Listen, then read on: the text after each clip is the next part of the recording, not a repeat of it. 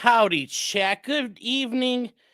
It is Thursday night. You made it through the weekend. Congrats. And you made it to the weekend. Weekend before Christmas, no less. And now we're here. So let's hang out. So, welcome everybody to the Thursday night show. I am Sean, also known as Potentially Criminal. I am an attorney out in the Cleveland area. And yes, we've got a lot to talk about tonight. A lot to talk about tonight, chat. And we are live over on, well, let's see, we got a couple places tonight. We are live on Rumble. We're live on Twitter, YouTube, and then last but not least, Locals. If you guys don't know what Locals is, it's just like Patreon, except not as cringe. Not as cringe. Over on potentiallycriminal.locals.com, you can do whatever you want there. All the things that you weren't allowed to do on Patreon. Just can't Fed post. Other than that, it's a great time. We have a lot of fun over there. Just like Patreon, it's free to join. You can sign up. You get the post in the wall. People right now are kind of posting some of their Christmas stuff they're doing. Really awesome things are going out there. And it's just a really, really good time. So join us over there. If you wish to support me over there, you can do that. It's $3 a month. Pay for 10 months. You get 2 months free. I almost messed that up. It's the other way around. You pay for 10 months, you get 2 months free. And with that $3 a month, you get access to live shows. We do a live show every Monday night, starting around 8:30, 9 o'clock. And then after this show, we always do a live show talking about the stuff we happened during the week and all the stuff that doesn't fit into this show that YouTube might not let us talk about, that may not be appropriate, all that kind of fun stuff. And we do it there over at potentiallycriminal.locals.com.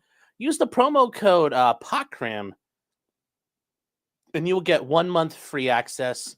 And if you don't enjoy it, you can always not enjoy it afterwards. There is no obligation. There are no things for it.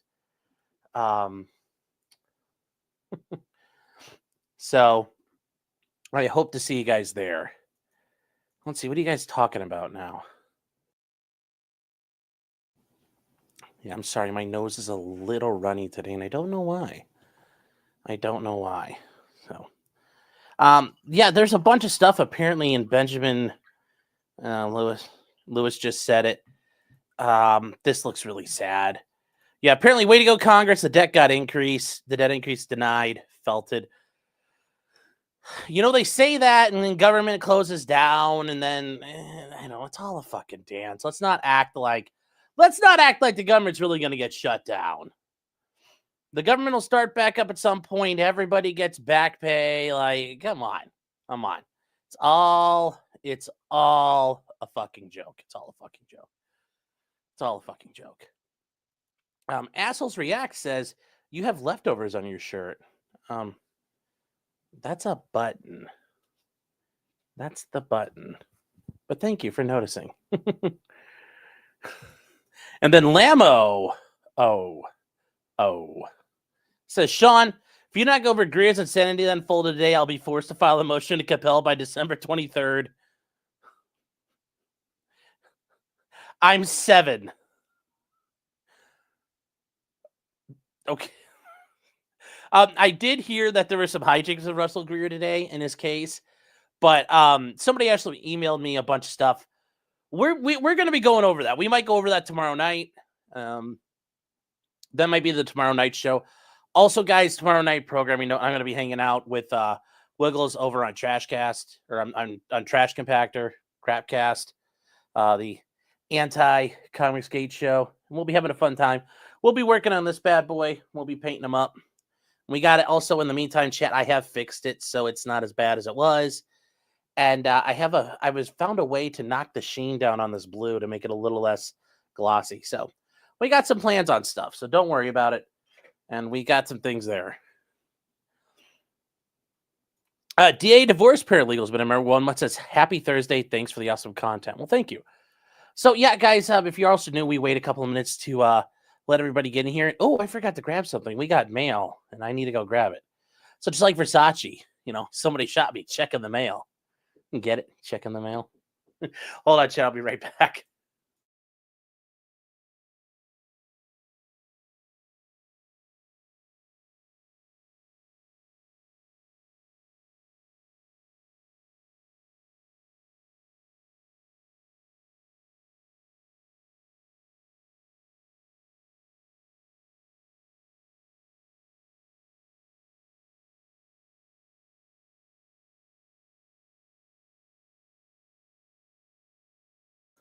All right, we're back. So, also got my hair done today. It was a good day. So, this came in.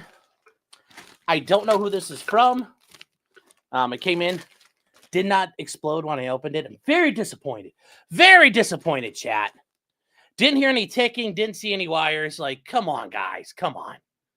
So, over in Rumble, guys, is it live for you yet? Let me know. Looks like people are talking in the chat. I think that means it's working. Anyway, so I just opened it to make sure there wasn't anything like had to put away in there. Also came from Rossford, Ohio, outside of Toledo. I used to work there when I worked at FedEx when I was in law school. So this says Desert Cactus. I don't know what that is. We'll get to that in a second. And then there's this. There's like no note. Hopefully there's a note inside, because if there's not a note, it's not ticking, then a gooner sent it. Yes. Oh, Tim Beatty. Oh, no, that's not nice.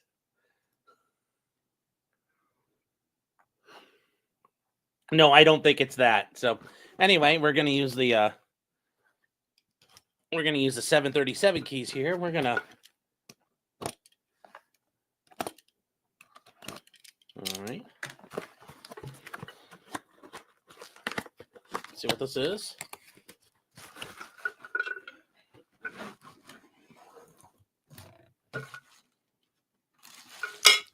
It's a cowbell. Is this a cowbell?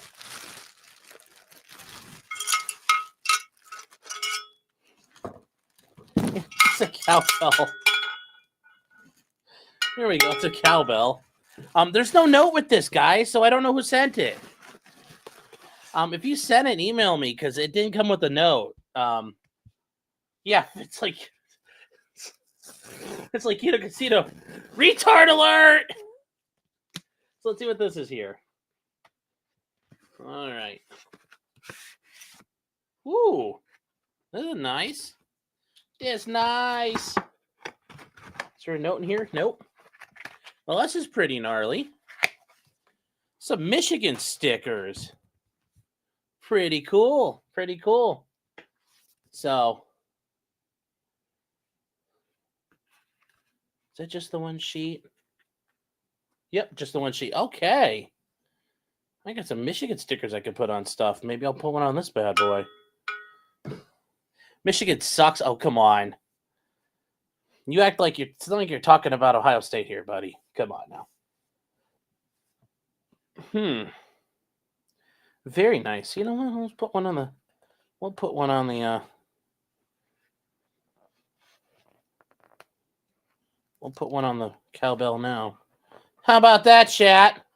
How about that? Michigan sucks. Cope and Sneed. When they coped and sneeded all the way through Columbus, let me tell you what. You want to talk about coping and sneeding? Ohio State lost to an awful fucking Michigan team. How about that? How about that for fucking embarrassment? Like, you Ohio State fans, suffer! Suffer, Buckeyes! Suffer with your nuts hanging around your face as you cope. Hi, Clyde Bear. You want to come in here, Clyde? This is your other gift. Oh, the other thing that came in? Oh, okay.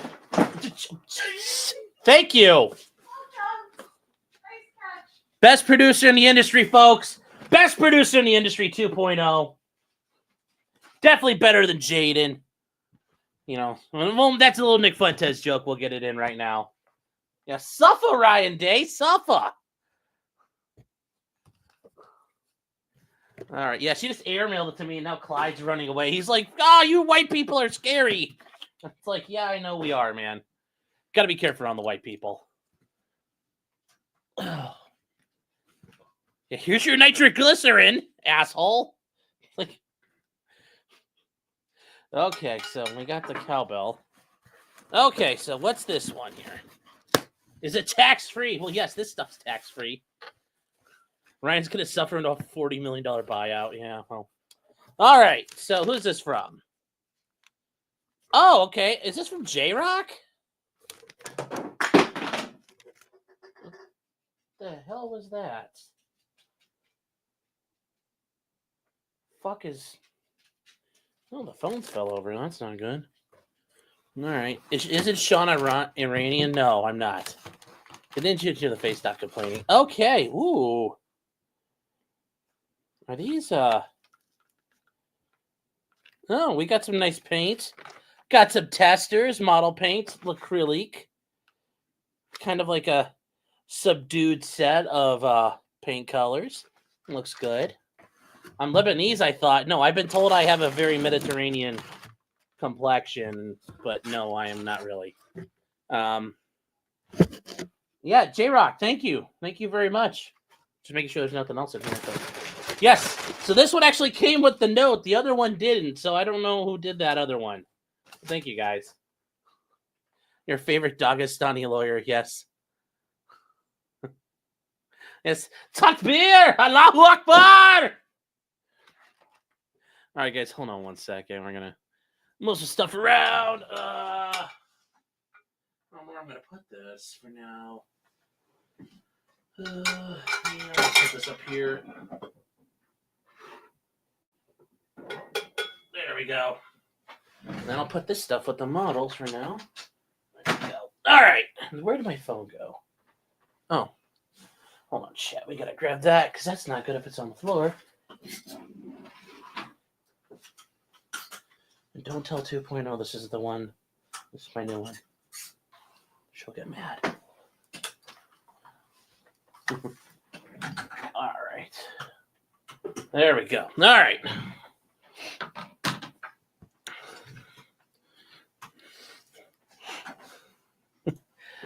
All right, chat. We're back now. We're back. It's 12 minutes in. It is time to go. It is time to go. Let's get this show started. All right. We'll start off with the thing everybody wants to talk about. Everything that everyone wants to talk about. Legal vices. Got a hedge there for a second. All right, guys. Yes, if you guys were not aware, if you happen to be living in a hole or just busy and doing real life, Jeff, also knows Legal Vices, he passed away over the weekend. So I know you probably noticed some people doing things for him out there. Probably the nicest guy out there that did this stuff.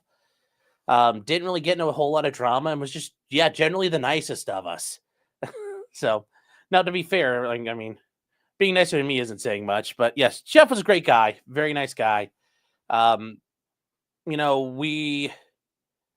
If he was here, we'd be better off, I think, as, a group, but he's not. And, it sucks. If you really want to, I think a very interesting stream about him is the one Legal Mindset did this week, talking about how he met Jeff and then, just showing all those pictures and telling a lot of stories about him. I think it was actually really nice thing. As far as what's going to be done for him, are we going to get together and do something? I think so. I think it's being trying to set up where we can figure out if his family can get into his YouTube account. We'll do a live stream through his thing. That's probably going to be next week. I know Danny and some of the other people are working on that. So in the meantime, guys, if you guys have super chats or anything like that, I know some people have asked me about those things. Hang tight with that. I don't know if we're doing a give, send, go, or if Jeff's account could be opened up and we'll just use that and you could super chat him through there or something like that. That's, just hold your fire until then. Things are being worked on. So that's all I would say. That's all I would say about that.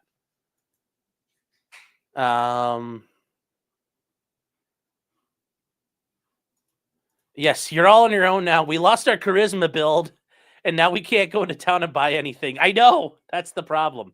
That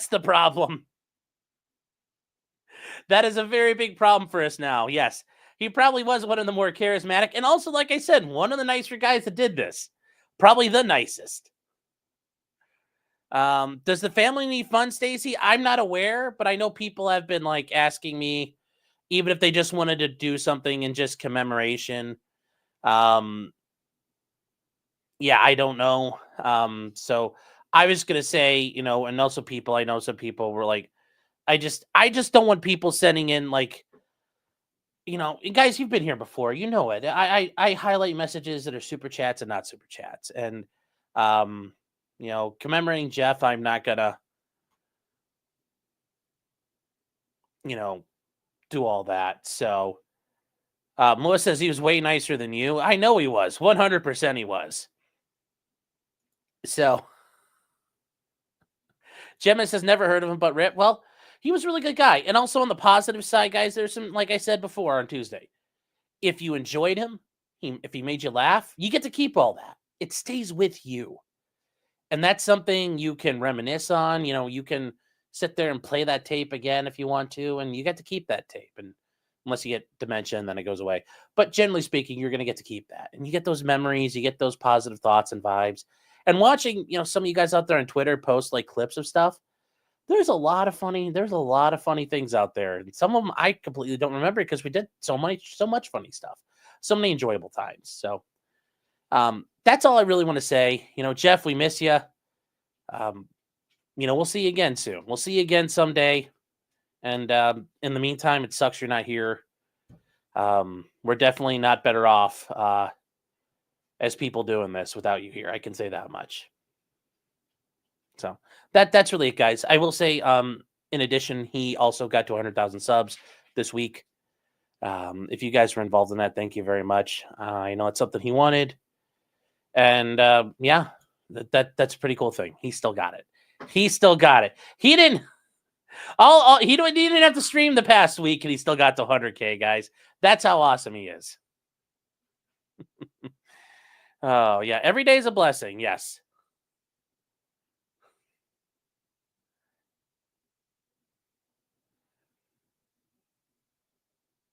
And also, I know some of you guys were worried about what's going to happen to his doggos. I think that's been worked out. There are, in his community, in his circle of friends and the people in his area, they've got it all worked out. It sounds like something's being arranged. The dogs are going to be able to stay together. They're not going to be broken up. So I know that was a concern a lot of people had. So they're all set. I just want to say that. Oh, LK says just not too soon. No, of course. But it's no one lives forever. So, and eventually one day, you get to see the people that are, everybody that went before you, you get to see them again. Unless you're a communist and you're going to hell. But for the rest of us, you're going to get to see those people that went before you.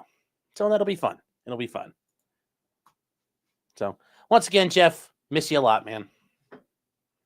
I think that's all I'll say about it. How is Sean only at 25K? I'm not even at 25, so yeah.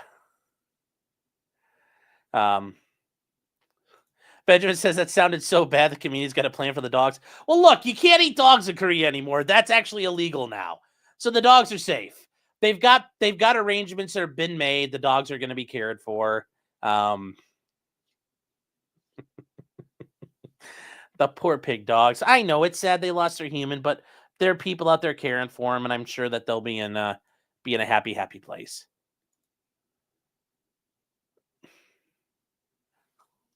They're Koreans, not Vietnamese. They won't eat. Ew. Huh. That was weird. Nasty. You got hair. They're Koreans, not Vietnamese. They won't eat. Did they eat dog in Korea? They were. He says, check under your desk for destiny. Oof. Yes, his body, their choice.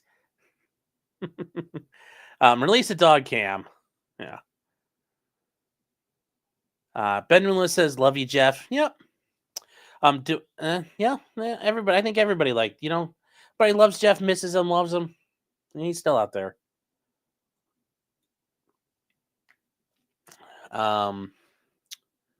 I'm gonna make plans for Hanukkah. Hanukkah.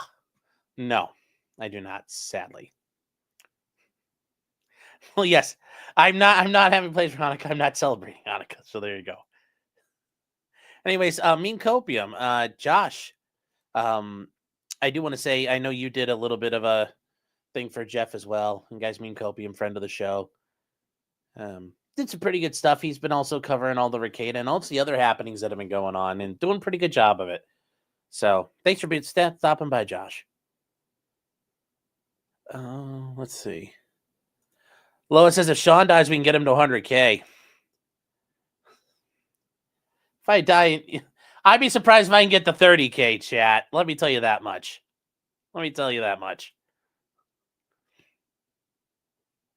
I'll be happy. I'll be happy to get to 25. Oh, Arask says Urbras says it's only illegal in 2027. Oh no! Oh no! They're still okay, guys. They're still okay. Just ship his dogs to Andrew. He'll take care of them. I'm sure he would, but I think they've got people there who know him and will help take care of him. There's other Korean doggos they can play with. It also makes you wonder, do those dogs, like when they do they understand in Korean or English? Because as Mindset was saying, Jeff's Korean apparently was really good, but he was really embarrassed when people thought he spoke it really well. So yeah, do you think if the dogs understood Korean or they understood English?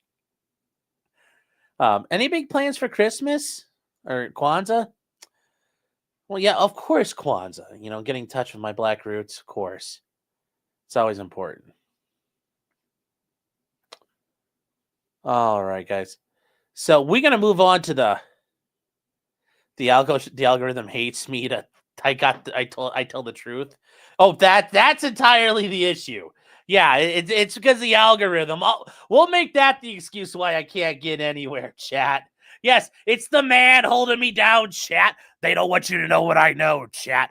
I'm here to give you the truth. I'm a truth teller. They just don't understand what we can do here. No. I'm at where I'm at because I suck at this. I don't know what I need to do to get better, but I got to get good, and I don't know how. We could do 50K for Clyde. Oh.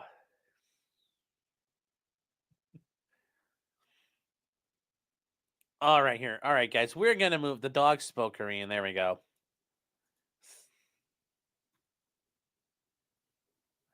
All right. We are going on, guys. We're moving on to the next topic. Nick Rekieta. The Rekieta question. I almost need like an intro for that where it's like do like all of that. But anyways, we got some updates. We've got some updates, chat. And it's kind of a basic update. It's not the earth is not moved a lot, but it's something we should still address. And that is Nick had his pretrial or settlement conference, whatever you want to call it, this week. And we've got an update on what's going down. And what's going down is there's a plea hearing that is now set. A plea hearing. And that's where we start. And that's where we're going to start this all off. Nick is having some sort of plea hearing. So something is set. This was filed yesterday. And it's the case involving Nicholas Robert Rekieta. Or Rekieta, as Darkside Phil would say. And he has a hearing on the following day, January 24th, a plea hearing, 11:15 a.m. Central Time. Now, I remember this. I did recall people on Tuesday. They were like, is it today? Is it today? When? It's like, oh, what's happening now? And they forgot that Minnesota's on Central Time. So 12:15 Eastern Time. 12:15 Eastern Time. And it's going to be in front of the mighty Judge SJW. It's going to be in courtroom 205. There will not be any, from what I understand, there will not be any recording of this. There will not be a recording of this, chat. So I think Kurt actually reached out to me and said he tried, and they said, sorry, we're not doing that. So womp, womp, womp. But if you do happen to go, take really good fucking notes. So there is no notice down here for Zoom, anything like that. Good job to you guys out there who kind of fucked that all up. It was also sent to Joshua Moon, Matthew Harden, the Barnes Walker himself, and the prosecutor. So do we know what Nick is pleading out to yet? No. At this point, we don't really know. We don't really know. But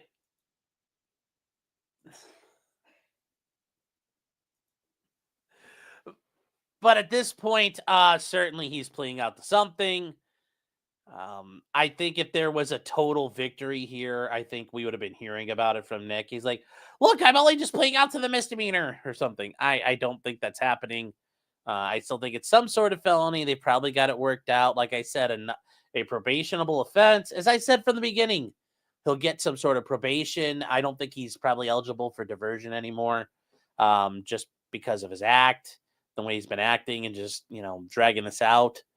Maybe he is. If he is, okay. But I don't know if that's still in the cards for him. Probably some sort of lower felony offense they would have met it down to. They'd let him get on probation then. Or maybe it's just still the second-degree felony, and then he's just banking on the presumption for probation he would get based upon his low score on the Minnesota sentencing charts. Don't really know, but we'll find out as things go. I've been trying to work with my sources of information, but I know they've been busy, so hopefully I have something soon for you guys. But for right now, don't really have a whole lot, which is what it is, chat. It is what it is. As much as I freaking hate that. I hate that. Hate that saying. It is what it is. So. Oh, something happened at 2.0. I don't know what she did, but I heard her just go, ow. So. Are you okay out there? Okay. Oh, okay. Oh, Clyde's being bad. Well, that's not good. Clyde, be a good boy out there. Be a good boy out there, Clyde. Yes, it is open to the public. It is open to the public. Brimstone saying, did the N-word guys ruin it for all of us? Probably. It didn't help. It didn't help. I can tell you that much, chat. You didn't help if you did all that. Although I know the last, the April hearing, all the Dabbleverse guys showed up. That didn't help things either. That really didn't help things. So, yeah. So hopefully some people take a trip. We get some good information there. But yes, this is why we can't have nice things. Seller's saying, why is Null listed on this? It's because he had filed that motion through Matthew Harden to get into the courtroom to film it, and he was denied. So that's why, because he's basically on the record now, so they just send it out to everybody.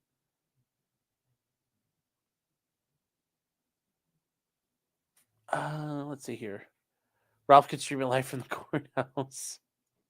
Yeah, well. With that said, chat, speaking of what you can do when you go out to that courthouse in Candy, Ohio County, just a short drive up the road in Rockville, Minnesota, is a place you can go to wet your whistle and rest your weary head. And that's at Stoney's Bar and Grill at 158 East Main Street in Rockville, Minnesota. Stoney's is the place to go. It's Thursday night, chat, so you know what that means.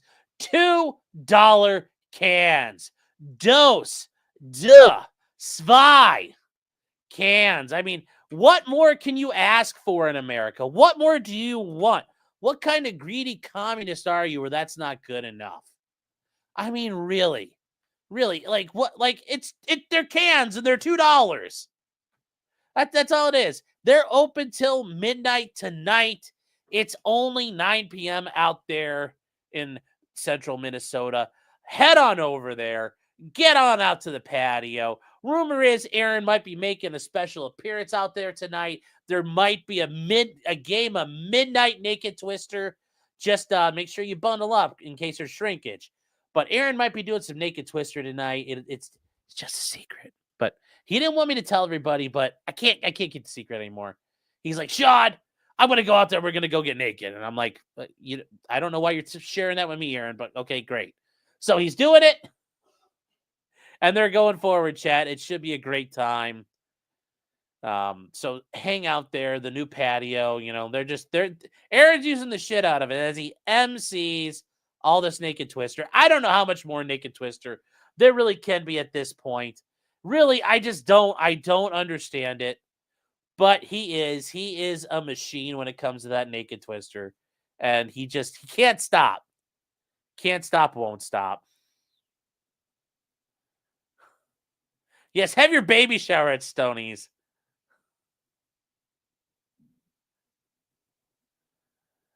Where is what?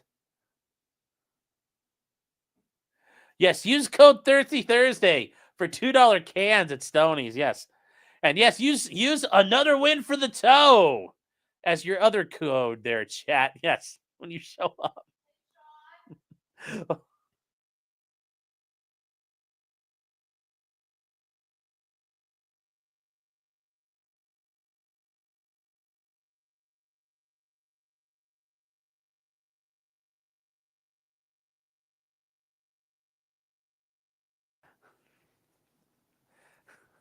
Yes, Foxx says, had a child out of wedlock, get it baptized at Stoney's. Oh, isn't this privileged information? I mean, Aaron allowed me to disclose that he's going to be doing Naked Twister. He allowed me to share that. Allowed me to share that. So, will you not join in? I mean, I take up all the spots, so then it's just like you guys would be all rubbing all over me, and I know a lot of you be saying like, "Oh no, oops!" It's like, well, no, we're not doing that. Okay. Oh.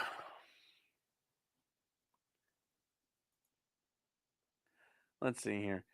MLS, David, how you doing? Saying, see the great leader behind you? Yes. Donnie is always with us, chat. He's gonna be here for the long haul. Here for the long haul. Then Mike says over on Twitter, saying, "Privileged, isn't that part of the Stonies promo?"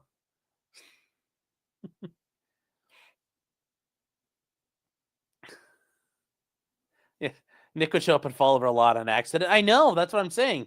I'm sure when Nick and Aaron were doing it, there was a lot of like, "Oh no, I fell over. Oops. I hope nobody walks up behind me." Yeah, what are you doing, Step Sean? Plead the fifth says, I got the third right cut. I did not get a drop fade, okay? It's kind of like one, but it's not. It's not. Look, it's not that tight on the sides. It's not that tight on the sides. My hair's too gray for that. I'm too fat for that, too. I need to lose a lot before I could do that. Danny says, is the plea affect licensure? No, not really until the very end, until he gets convicted. That won't really matter really at this point. What the heck? Why am I getting buzzed? Whatever. All right. 2 thumbs up from the Don. I know he's always watching. He wants to, he would dominate Twister over at Stoney's.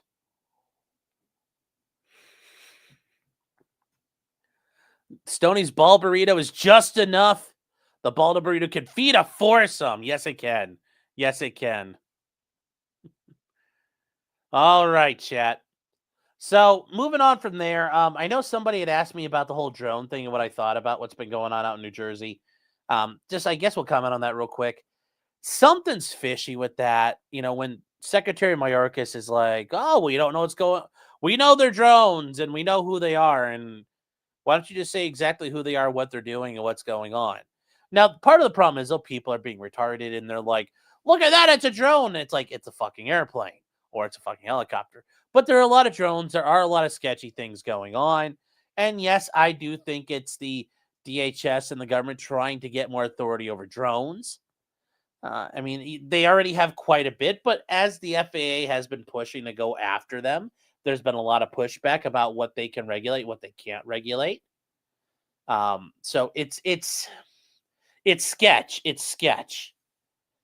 Tim says it's bullshit because the FAA requires flight plans now. Yeah, but there's still an issue there. Now, here's the thing. That guy on Twitter talking about like a fucking loose nuke sitting around, he's full of shit. If there was a fucking loose nuke, guess what? Fucking tell us who he is, because I know a guy who says he knows. Fuck you. That's all bullshit. If there was like a loose fucking nuke, where is it? Who had it? And who's the guy that touched it? Like, seriously, a loose nuke, and you're just gonna be like, well, I kind of heard some things. Like, a fucking nuclear weapons out loose in the streets of America. It's like, well, like, no. It's all gay ops. It's a bunch of retarded people jumping in. And just because you make drones doesn't mean you can't be a stupid Q boomer as well. So, guys, there's no nukes. And the idea you could search for a nuke like that, it's not irradiating a ton of stuff. It's not irradiating a lot of energy. I know some people said there's some DOE notices of, certain nuclear material missing. It's medical grade and it's low-end medical grade. Certainly it would be nasty in a bomb, like a dirty bomb, but it's not, it's not like a bunch of radioactive cesium or cobalt where it's going to salt the earth for 1,000 years. So that part of it's nonsense. But I do think the government's trying to take advantage of some fuckery because remember, we heard about the Chinese balloons like a week after they were cruising around, and then we heard a little bit later after that, they shot them down. So I just wanted to get out there. Just wanted to get that out there. Brian says they're looking for something nuclear. Yeah, I don't know if those drones really have those kind of sensors really that could do it. So yeah, and they have nuke sniffers all along highways for that kind of stuff. So I would just say, just kind of like hang out. I don't think it's the nuke thing. Jerry does say the government wants to nuke its own country is believable to me. Oh, I'm sure that there's, the neocons wouldn't mind seeing a city get microwaved. I just don't think this is it. And if it is it, it doesn't make sense the way they're doing it. And if they're going to microwave something, LA would probably be a good start. Yeah, Wright Patterson got shut down a bit, but that's, you can always attribute that to Hangar 18 down there. So I just want to address the drone thing real quick. I don't think it's real. I think that this is the government just trying to run some gay ops. Amplify Signal says he hasn't gotten any topics yet. Oh, I just did, but we'll get into them here. And Fractal Failure says, but Sean, the globals have nuclear nipple piercings. I've seen them. Oh. So, all right, guys, we're going to move on from there. We are moving on to some other stuff. The next thing here, Kim Foxx, she is the prosecutor for the state's attorney for Cook County, Illinois, involved in the Jussie Smollett scandal. She's the former state's attorney for Cook County. Well, she's no longer authorized to practice law after she failed to comply with continuing education requirements. And this is something you have to do as an attorney, not just pay to be registered, but you also have to bring in and register and take care of continuing legal education. For me, for example, I'm due at the end of the year and I got some I got to get finished up before the year's over. So this is a very common thing. There's a lot of attorneys, if they ever do get in trouble, this shows up on their record as like a disciplinary action. What happened? Oh, they didn't go their CLEs done in time, and then they have to pay like a fine for that, and then they have to finish up their CLEs.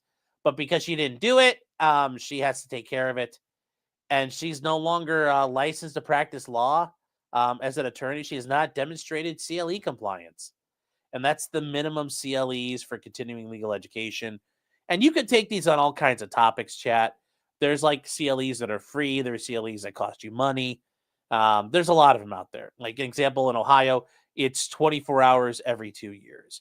And for 2.5 of those hours have to be regarding ethics and professional responsibility. I only know about Minnesota because we learned about Nick, but apparently it's like 36 hours of it every 3 years, but you have to do so many every year, I think. So every state's got a different version of it, but you have to go out and do it. And yes, and that's the thing here. And when you break it down, basically you can't spend a little more than an hour a month watching videos or presentations that her own office has provided. And that's the thing. Like when you're in a prosecutor's office, getting CLEs is pretty easy. You're in a government gig, you can go to events and, it's all paid for and you get like just CLEs out the wazoo. And she had until June 30th to do it, and a complete failure results in an extension until November 30th. That's nice because we don't get that. We don't get that. But yes, by December 1st, she got removed for CLE noncompliance. So, yeah, she's technically can't be an attorney right this second. She does have to pay a reinstatement fee. She'll have to earn the required things. She'll have to report that she did them. But for now, she can't practice. For now, she can't practice. So it's just interesting to see. You know, you got to keep on top of it. It happens to everybody. It happens to everybody. She couldn't find. Well, that's the thing. Kathy Hochul says, the governor of New York says, black folks can't find the internet. Apparently, it's too hard. Apparently, it's too hard. And then from there to another story in Chicago. Nick Fuentes. And you guys remember Nick Fuentes.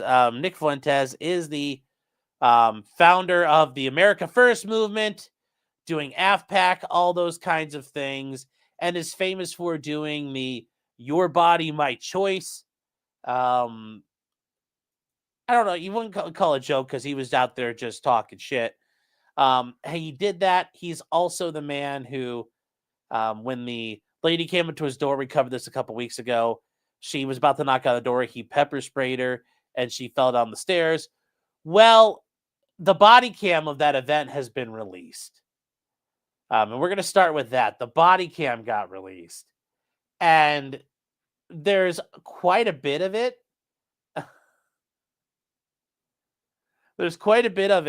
And there is like a couple of funny parts. There are a couple of funny parts here. And it's when they start talking to him, it is actually pretty hilarious. So we're going to start with that part real quick, and we're going to go from there. We're only going to listen to a little bit of it. But I do think you guys should hear Nick Fuentes talking. It is hilarious. So here we go. I'm getting a couple things about. Can we do it here, man? I don't want to go all the way to the back. She's gonna. Well, I'm telling you, let's do it here. Let's do it here. Come on, man. I don't want to. Why? Huh? I don't want to argue with you. I want to go in the backyard where she can't have a line of sight. Well, she's not even. Well, but she could. So Nick, I don't want. I'm trying to just go to the backyard. Nick, well, what is your Nick? Is your name Nick? Yes. Okay, Nick. I'm trying to get your side of the story, and by you acting like this is not helping, man. I got two sides, two stories, and I'm trying to just kind of find the middle ground. Well, let me take your card, as I'm not doing an interview. Huh? What I'm going to tell you is this. Well, I heard they're targeting your house. Yes. I've been about harassed social for the past media. 4 days. Okay, and what is that about? I posted a joke on the internet. I'm a live streamer. You're like a YouTube channel or something? Yeah. You're saying you're a white supremacist? I'm not a white supremacist. I'm actually Fuentes. I know. I kind of white supremacist. I saw that. Okay, but I mean, you know, this 2024 man, you make one bad joke and this happens, especially right now after Trump won, man. Right. Okay. Yeah, but it's a very political thing to say. we also live in a free country where you can speak without people showing up. Yeah. And trying to hurt you. Oh, I'm sorry. She's across the street. Yeah. She's on her phone. Now, remember, guys, this is just after he has maced that woman.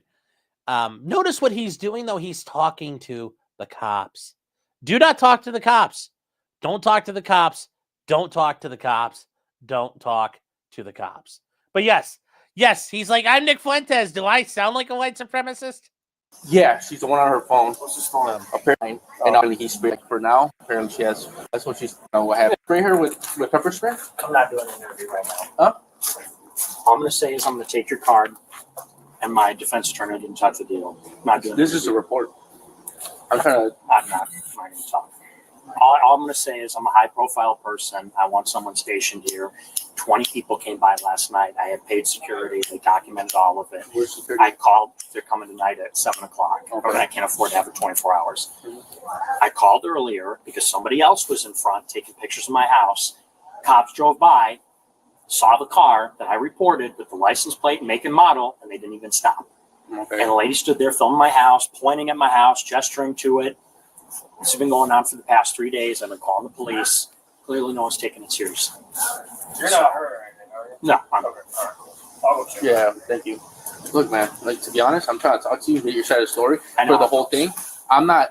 You're not here to help me. I know. Well, I'm not here to help you. No. I just got. He's very correct. He's not here to help you. Very good answer, Nick. He should have said, my FBI handler told me not to talk to you. How do you know I'm here to help you? I know my rights. I'm not trying to fight with you, but I'm also not going to be telling you. I want your card. I was My okay. defense Look, attorney will call you. you mind if I just say something right quick? Go ahead. Sure. First of all, I'm gonna have to get your information. Sure. You have to provide that Yeah, because there of was a course. crime committed. Yes. All right. So second of all, from what I get, I don't care really. I don't care what you said online. Uh-huh. I really don't care whether it was left leaning, right leaning, in the middle. I don't care. Yeah, it doesn't matter. Okay. To me, no. Now I don't. I would hate if I was living here, whether I made a bad joke intentionally, whether I meant it or not, and somebody would show up to my house. That's kind of like wrong, right? Uh-huh. Can we agree on that? I'm actually agreeing with you that people shouldn't show up to your house, but now you don't want to cooperate with me. You don't want to ask me. Now I'm trying to get whether. Now, guys, I would argue this right here. He already said he wanted to speak to his attorney. He wants his attorney to talk to you. Now you're going through things where you're talking about the facts of this, like you're attempting to elicit a response. I'd argue this is starting to become a violation of the Fifth Amendment at this point. She actually did anything to provoke you to pepper spray her and push her down the stairs. Those are bad allegations. So I'm trying to get your side of the story. To me, if you don't tell me anything, I'm gonna say you want to cooperate, but they don't want to ask you questions. Here's my side story. I'm here for my life. Okay, I say don't talk to the cops. This is not the worst thing, but it's also not the best thing. People have been posting my address online for the past 3 days, telling me they're coming to kill me, they're coming to rape me. I have all screenshots. They're coming to kill him. They're going to rape him and kill him. They're going to rape him and kill him and eat him. Although you got to be imagining people say, like, messaging Nick Fuentes saying they're coming to rape him, and Nick's like, oh boy, oh yay. You know, it's probably been very lonely after Jaden left. Pictures showing how long it's going to take to get to my house. And I have people showing up all day. And that's my side of the story.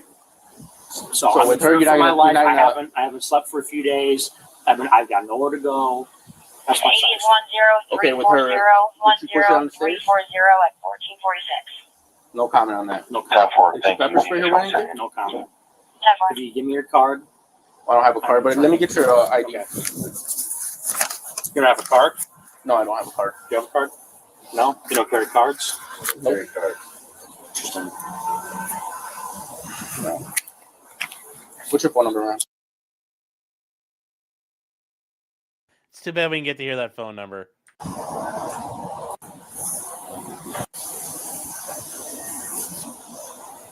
They're just writing down his personal Yeah, number. it's no beef. No, Stop. I know. I don't talk to you.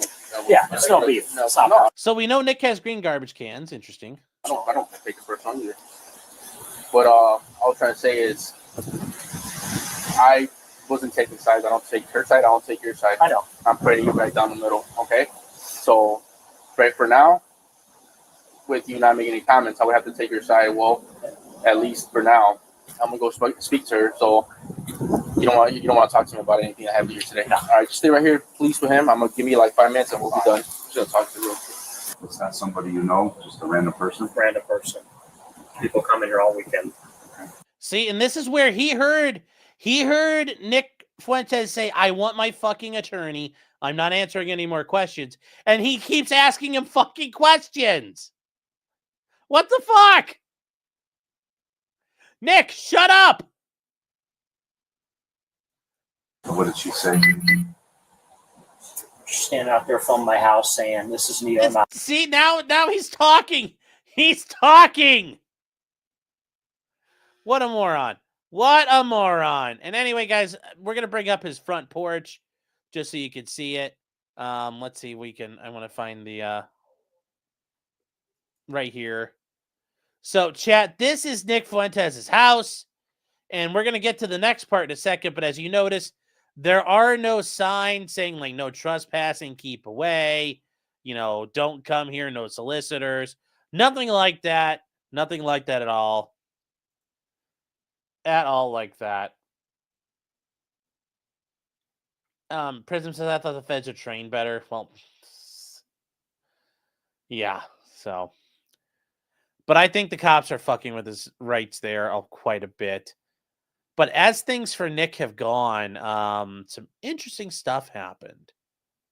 And by interesting, we're gonna kind of talk about this here. So something interesting happened to Nick, and a guy showed up at his house last night.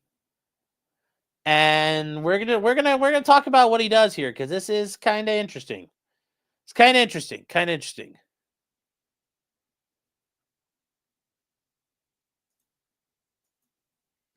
This is on his Ring camera, by the way.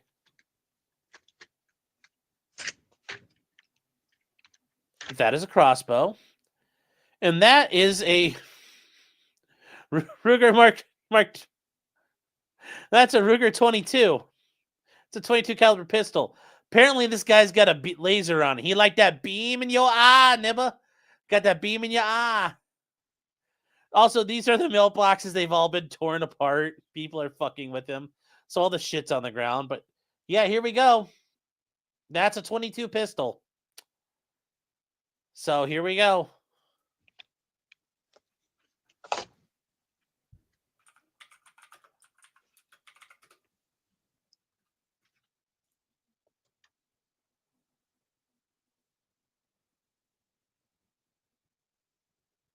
Yeah, I would argue it's probably a Ruger Mark II. I don't know what kind it is, but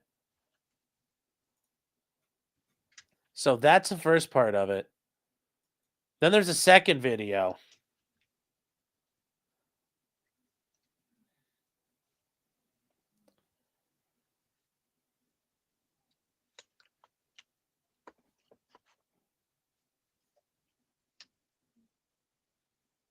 And this is going on while apparently Fuentes claims he was streaming.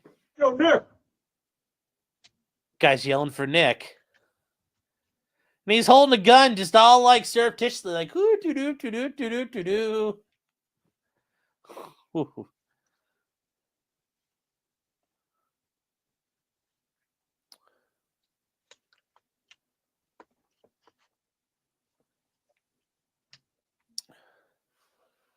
So, and from here, chat, things got a little more going. Things got going. And we know that because there was in Berwyn, Illinois, there was a police shooting. So here is their statement from December 18th. So, and they released it on December 18th at 11:30 p.m. Police officers responded to the 1800 block of Home Avenue, and they report of a male subject with a gun. They said they located the suspect, who then fled on foot and escaped from officers. He then forced entry into a residence nearby on the next street over, where he fatally shot the two dogs inside. Yeah, so some random person, sitting there minding their own business, gets her house broken into, and a guy kills her doggos.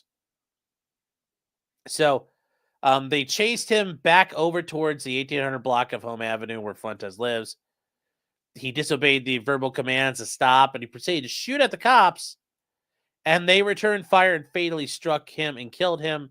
No officers were injured. This guy was also believed to have committed a triple homicide in Mahomet, Illinois, earlier that day, about 130 miles away.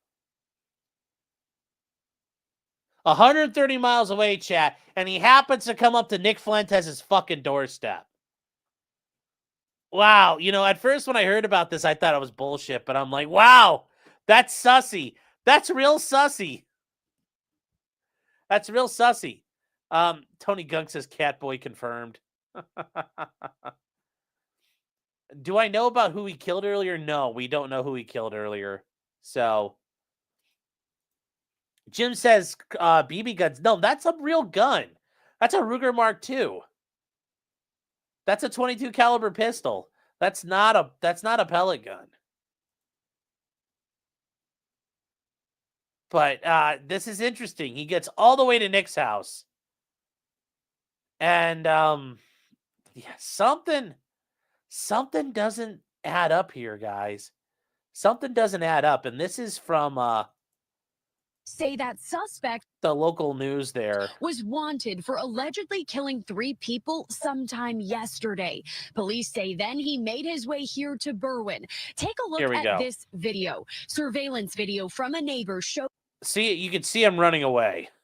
the police response in the 1800 block of Home Avenue here in Berwyn. Officers responded just after 11:30 last night for the report of a person with a gun.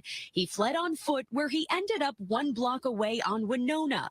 Berwyn police say then he broke into a home and shot and killed 2 dogs.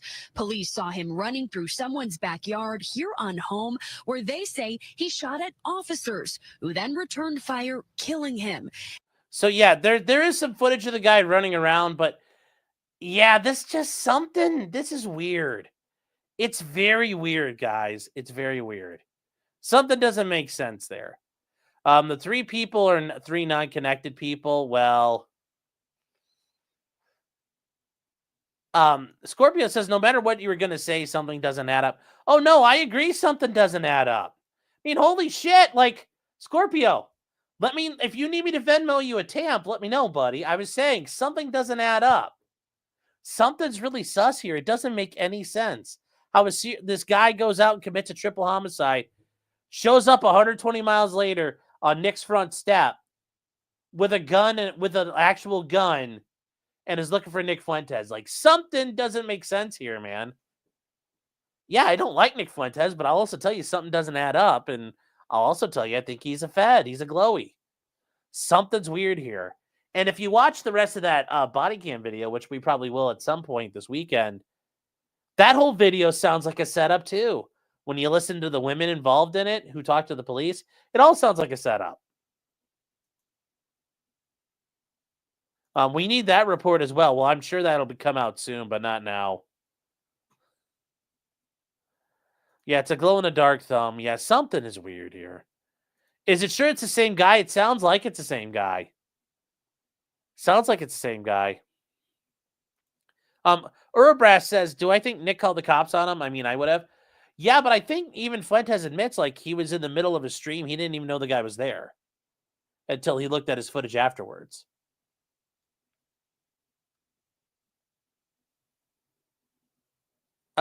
Brain States Alpha says he was on foot but covered 120 miles in a day. No. He killed the 3 people, drove up to Chicago. It looks like he rode a motorcycle to Chicago. Then did the whole knocking on next door, running across the street, breaking into a house, killing the dogs, and then running back out and getting killed. So, no, there were 2 separate series of events. I don't know the identities of people he killed. So, I don't know the answer there. Bato says, can we make time for the Greer lawsuit from today? Yeah, we will be working on that coming up. Like I said, we'll probably get that tomorrow. I think there's a lot of fun stuff there. That whole area of West Chicago is Mexican. Well, that's why Nick lives there. Uber exists. Yeah, but he's wearing a helmet. I don't think he'd wear a helmet if he Ubered.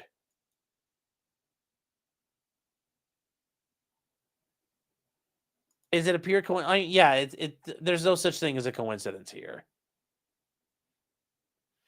And that's the thing. He drove all the way there. Something doesn't make sense. Something's up. Something's up. Not a Fed. That's what a Fed would say. That's what a Fed would say, chat. So the crossbow is just very interesting. Like, what was like, is the crossbow is his backup weapon? If the 22 doesn't work, he's just gonna crank that back and just. That would be very interesting. That would be very, very interesting.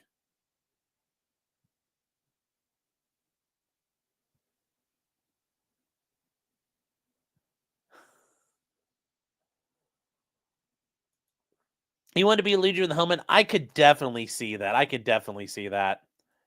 Danny's saying Trendaragua. Why would Venezuelan guys want to kill Nick Fuentes? Because No, but something's not right. Like, who did it? I don't know, but something doesn't add up, guys. Something doesn't add up.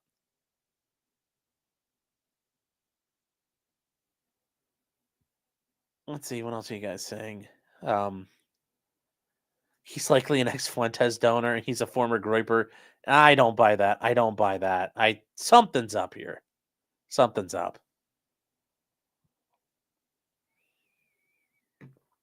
Oh. Buddy knew Nick's name. Well, yeah, but how many people know Nick Fuentes' name? It's not like nobody knew that, and the docs is out there. So the guy's working with information that's widely available. That doesn't mean he's still not sus. Oh, I agree that there's something glowy there. There's something glowy. How old was that guy? He didn't look very old. He looked like a younger person.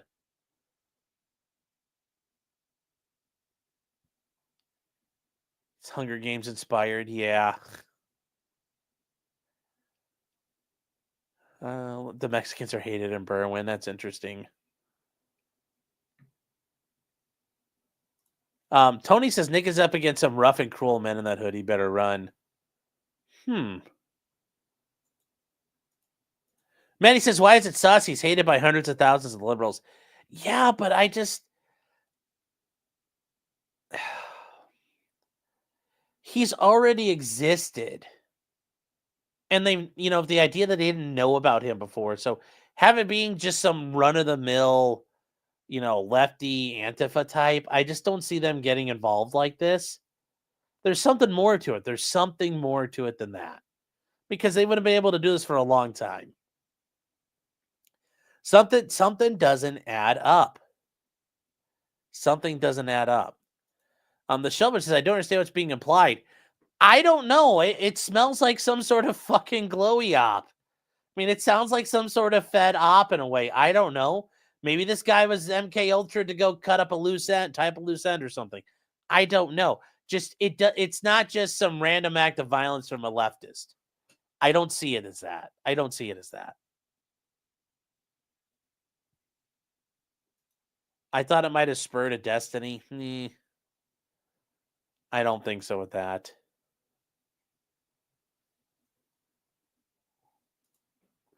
Amanda says our crossbow's expensive. Well, that's like a little baby crossbow, but like a real crossbow, yeah, a couple $100. I mean, like you can get a really good one for not a whole lot of money. But like that one wouldn't be enough to probably kill a deer or something like that.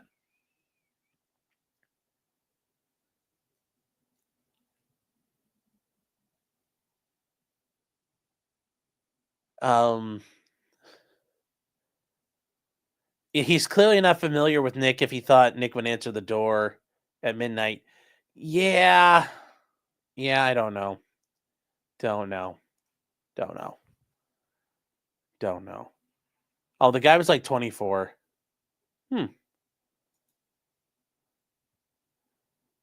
Yes, the Nick Fuentes assassination attempt. I mean, that's what it is. It's 100% that something happened. Like they tried to kill him.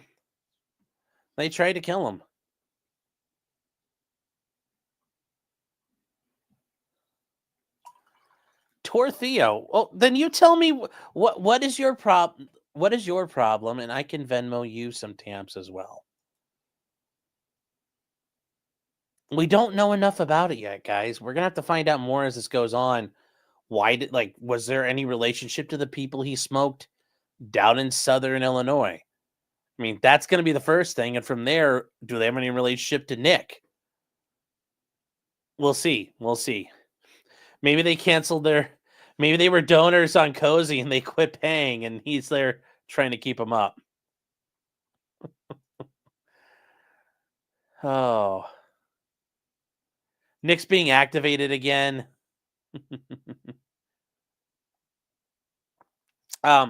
Stop Sean defending because even gay Mockingbird faggots deserve a good defense. Well, yeah, there's something there. Matt is in Southern Illinois. Well, it's like 130 miles away. Is it Central Illinois? I don't know. Maybe the guy bought drugs, then drove up to do this. Yeah, that doesn't make any sense. That doesn't make any sense. And then Brimstone says that what if Altus guy is going to end up correct. He bet $2,000 there'd be 1,000 political murders before April. I didn't hear that one, but interesting. Jim's saying we're supposed to be Nick Fuentes is a victim now and rush to support him. I don't. Who said support? I don't think anybody's looking to support him. I don't think anybody's looking to support Nick Fuentes right now.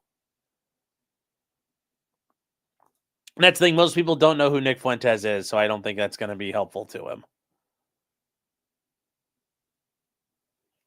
Oh, Muhammad. I don't know.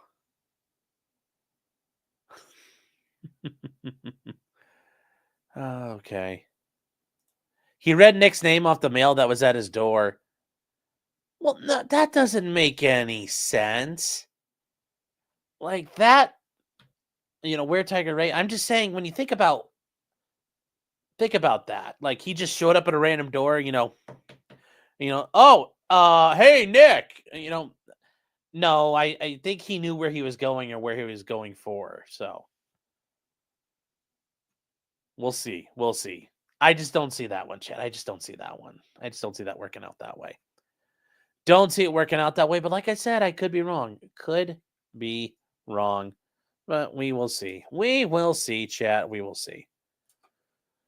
All right. Going from there, guys, we are going to go on to a very interesting situation here. And that is TikTok. And TikTok, guys, is going to the Supreme Court. They basically were able to get granted certiorari. You guys remember, TikTok is subject to a bill that was passed requiring them to divest ownership from China, so they can't be used to rot the brains away of little American children. So that lawsuit is currently pending, and it's worked its way up. And it's TikTok versus Garland. Remember, it's TikTok versus the Attorney General. And then there's another case, Brian Firebaugh et al. Versus Garland as Attorney General. And these are like TikTok owners or TikTok users. And there are applications for an injunction pending review presented to the Chief Justice. And that's how this started here. And the applicant suggested this court treat the applications as petitions for writs of certiorari. So they're saying treat these as certiorari requests. The court said, okay, doing so, they're granted. The cases are consolidated and 2 hours of oral arguments have been allotted. The parties are directed to brief and argue the following question. What does the Protecting Americans from Foreign Adversary Controlled Applications Act, as applied to the petitioners, violates the First Amendment? So they have to file electronically simultaneous opening briefs, and you don't get to reply. So it's not like TikTok goes and then the government gets to reply afterwards. Nope. Got to submit at the same time. Limited to 13,000 words. And a joint appendix before Friday, December 27th. Reply briefs are limited to 6,000 words. And that's by January 3rd. Any amicus briefs are to be filed electronically on December 27th. And this case is set for oral argument on Friday, January 10th, 2025. So this is going to be very interesting, chat. What this is going to do. Yes, Garland Breed says, fuck TikTok. Well, I'm sure they're also going to cite one of the more poignant quotes out there in the world. Donald Trump don't trust China. China is asshole. And China really is asshole. But that's what we're going to see there. Amicus, whatever you want to call it. It's all the same thing there. Yes. Yes. China.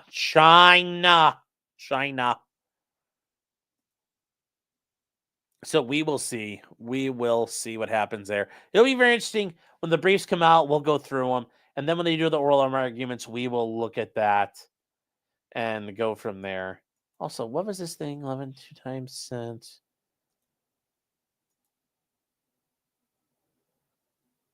Oh.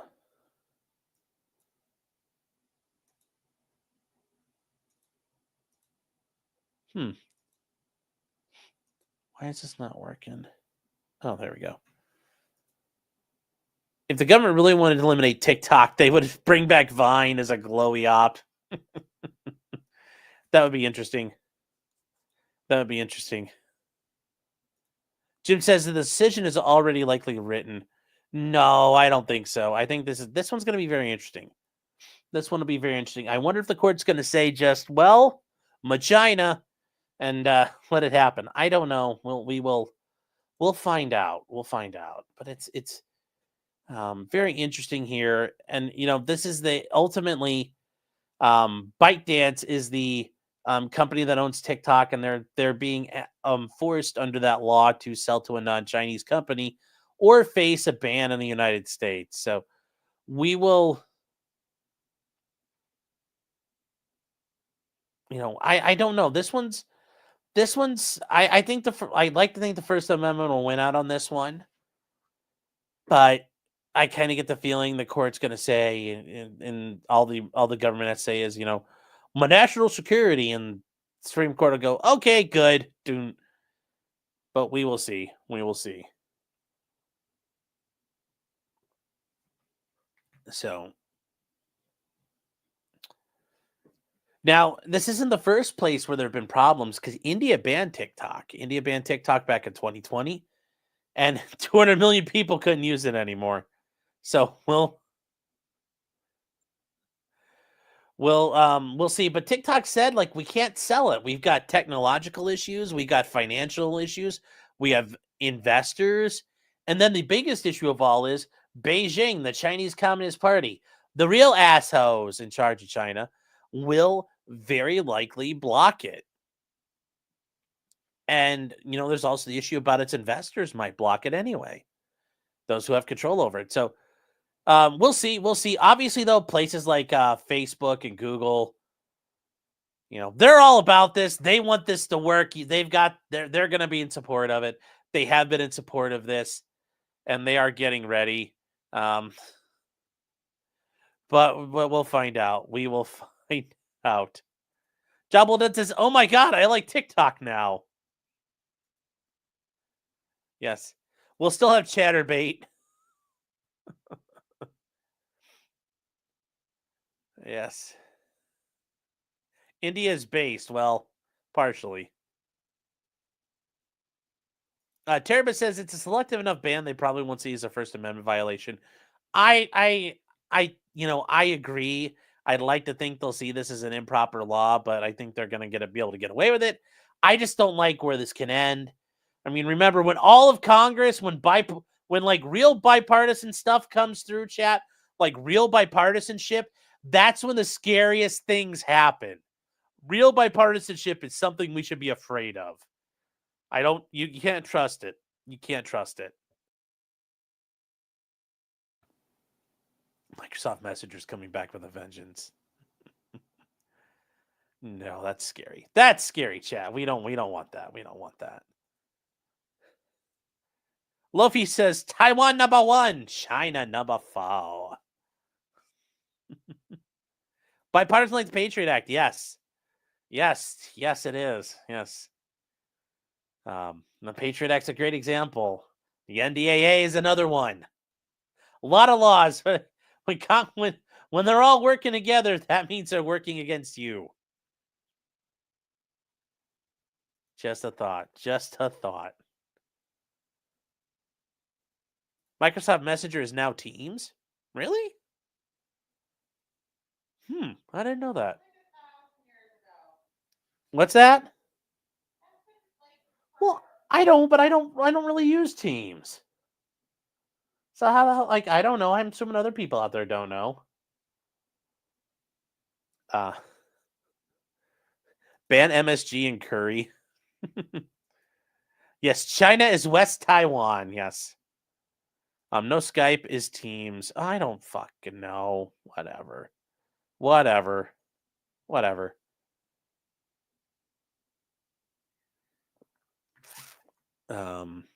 didn't know for the record. Dig the haircut. Thank you. So we'll find out what happens, guys. I think that'll be the arguments will be interesting. The arguments will be very, very interesting in this. And then moving on to the kind of started off my morning with some good information. And that is involving the Trump case down in Hotlanta, down in Georgia, the RICO case. And if you guys remember, that was a case involving Trump getting indicted for RICO along with 19 other people. It was a case where we saw Fani Willis, the brave, proud black woman who was the Fulton County District Attorney, leading the charge against the evil Drumpfler and the rest of the gang, including Rudy Giuliani, Mark Meadows, and many other people. Well, this is the one also where we saw people like Jenna Ellis turning to rats, just cheese-eating rats, and snitch out as they plea. And we need to start with that just so you guys remember what happened here. And yes, this is from Brendan Dilley. And he says, reminder, Jenna Ellis was the only one to roll over and take a guilty plea in the Fani Willis election case. Yep. She's the only one that rolled over. So anyway, here is Jenna Ellis giving her plea, and here's her statement. Just remember this, guys. Thank you, Your Honor, for the opportunity to address the court. As an attorney who is also a Christian, I take my responsibilities as a lawyer very seriously, and I endeavor to be a person of sound moral and ethical character in all of my dealings. In the wake of the 2020 presidential election, I believed that challenging the results on behalf of President Trump should be pursued in a just and legal way. I endeavored to represent my client to the best of my ability. I relied on others, including lawyers with many more years of experience than I, to provide me with true and reliable information, especially since my role involved speaking to the media and to legislators in various states. What I did not do, but should have done, Your Honor, was to make sure that the facts the other lawyers alleged to be true were in fact true. In the frenetic pace of attempting to raise challenges to the election in several states, including Georgia, I failed to do my due diligence. I believe in and I value election integrity. If I knew then what I know now, I would have declined to represent Donald Trump in these post-election challenges. I look back on this whole experience with deep remorse. For those failures of mine, Your Honor, I have taken responsibility already before the Colorado bar who censured me, and I now take responsibility before this court. So there she goes. Well, in the meantime, her and then some other attorneys entered pleas, but they were also part of diversion agreements, which once again, as one of the things I've pointed out this entire time, if the prosecutor is letting the hatchet men, the attorneys who were plotting and scheming for this overthrow of democracy, and they're getting diversion agreements, were they really that bad to start with? I submit to you that no. And also an acknowledgement, they have a dog shit case. Well, in the meantime,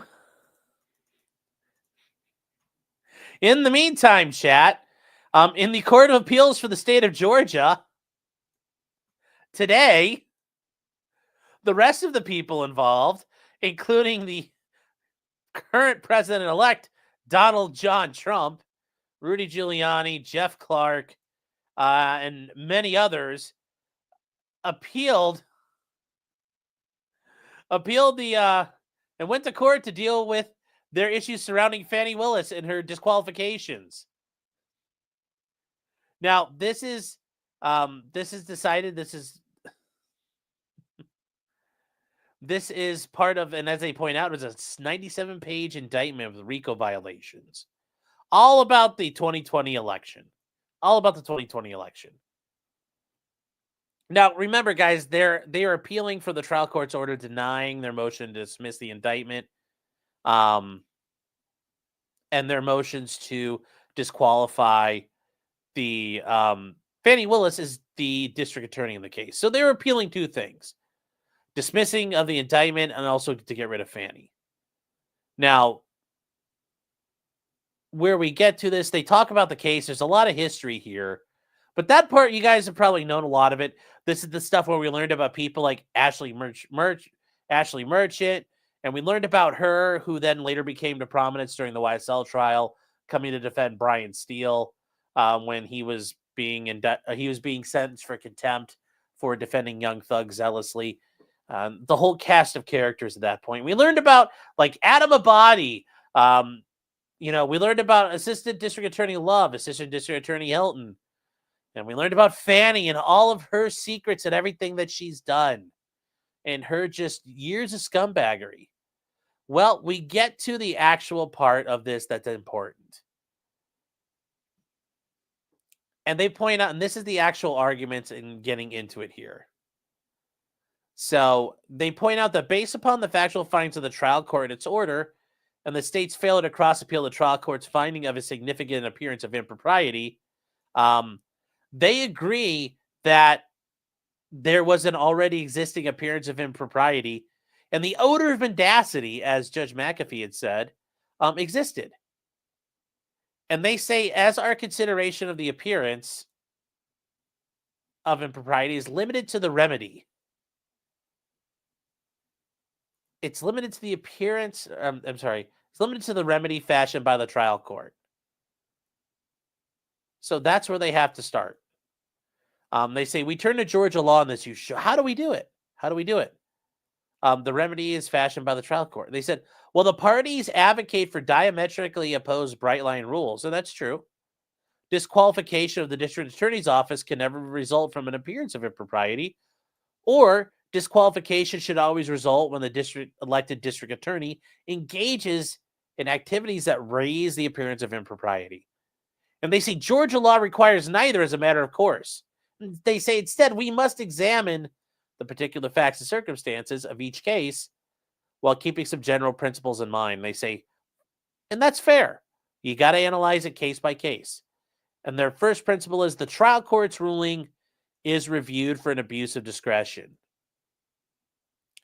And they say, second, the issue of attorney disqualification is viewed as a continuum, meaning it's not just one action, but it's the course of actions. And they say at one end of the scale where disqualification is always justified and indeed mandated, even when balanced against a client's right to an attorney of choice, is the appearance of impropriety coupled with a conflict of interest or jeopardy to a client's confidences. And they say in these types of situations, it's clear disqualification is necessary for the protection of the client. And they say somewhere in the middle of the continuum is the appearance of impropriety based on the conduct on the part of the attorney. And they say this has generally been found insufficient to outweigh the client's interest in counsel of choice. And they say this is probably so because absent danger to the client, the nebulous interest of the public at large of the propriety of the bar is not weighty enough to justify disqualification. And they say finally at the opposite end is the appearance of impropriety based not on conduct, but on status alone. And that's an insufficient ground for disqualification. And they say that the appearance of impropriety may be grounds for disqualification of a prosecutor. And they say here we must address the remedy in the context of a significant appearance of impropriety caused by the conduct of a public prosecutor. And here they talk about the responsibility of a prosecutor differs from the usual advocates. The duty is to seek justice, not merely to convict. And they say they should exercise restraint in the discretionary exercise of their governmental powers. And they argued that they're more than an advocate for one party, and they have additional responsibilities. Their role is as an administrator of justice, and they have broad discretion in making decisions prior to trial about who to prosecute. And they say these considerations take this case out of the continuum of cases involving an appearance of impropriety in connection with the conduct of private counsel and a client's interest in counsel of choice balanced against a more nebulous public interest. And they say, after considering the trial court's findings in its order, we conclude that it erred, meaning it failed, chat. It messed up by failing to disqualify Fani and her office. The remedy crafted by Judge McAfee to prevent the ongoing appearance of impropriety did nothing to address the appearance of impropriety that existed when Fani was exercising her broad discretion about who to prosecute and what charges to bring. So it didn't matter. It didn't matter that he could fix it going forward. The damage had already been done, and that damage was fatal.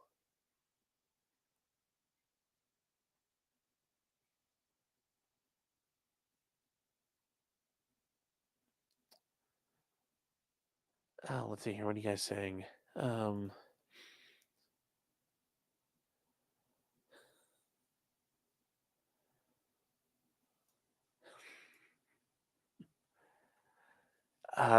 let's go from here. And they say, while we recognize that an appearance of impropriety is generally not enough to support disqualification, this is the rare case in which disqualification is mandated, and no other remedy will suffice to restore confidence in the integrity of the proceedings. Yeah, and they talk about a case here, and it's called Head v. State, and where they address the appearance of impropriety based upon status alone, when the investigator with the alleged status conflict took no part in the investigation or prosecution. And they talk about another case, Billings, where the assistant district attorney with the appearance of impropriety did not participate directly or indirectly in the prosecution after joining a DA's office. And they say here, on the other hand, Fani Willis and her boyfriend, Special District Attorney Nathan Wade, have been actively involved in the case since the inception. And that's true. She basically hired her boyfriend and paid him $1 million. And they say, accordingly, we reverse the trial court's denial of the motion to disqualify Fani in her office. And they say, as we conclude the elected district attorney is wholly disqualified from her office, the assistants, whose only power is derived from the authority of the district attorney who appointed them, have no authority to proceed. So that means not just Fani, but her entire office. They're done. Now, we'll talk about what happens from here. We'll talk about what happens from here, because there is a thing that will happen.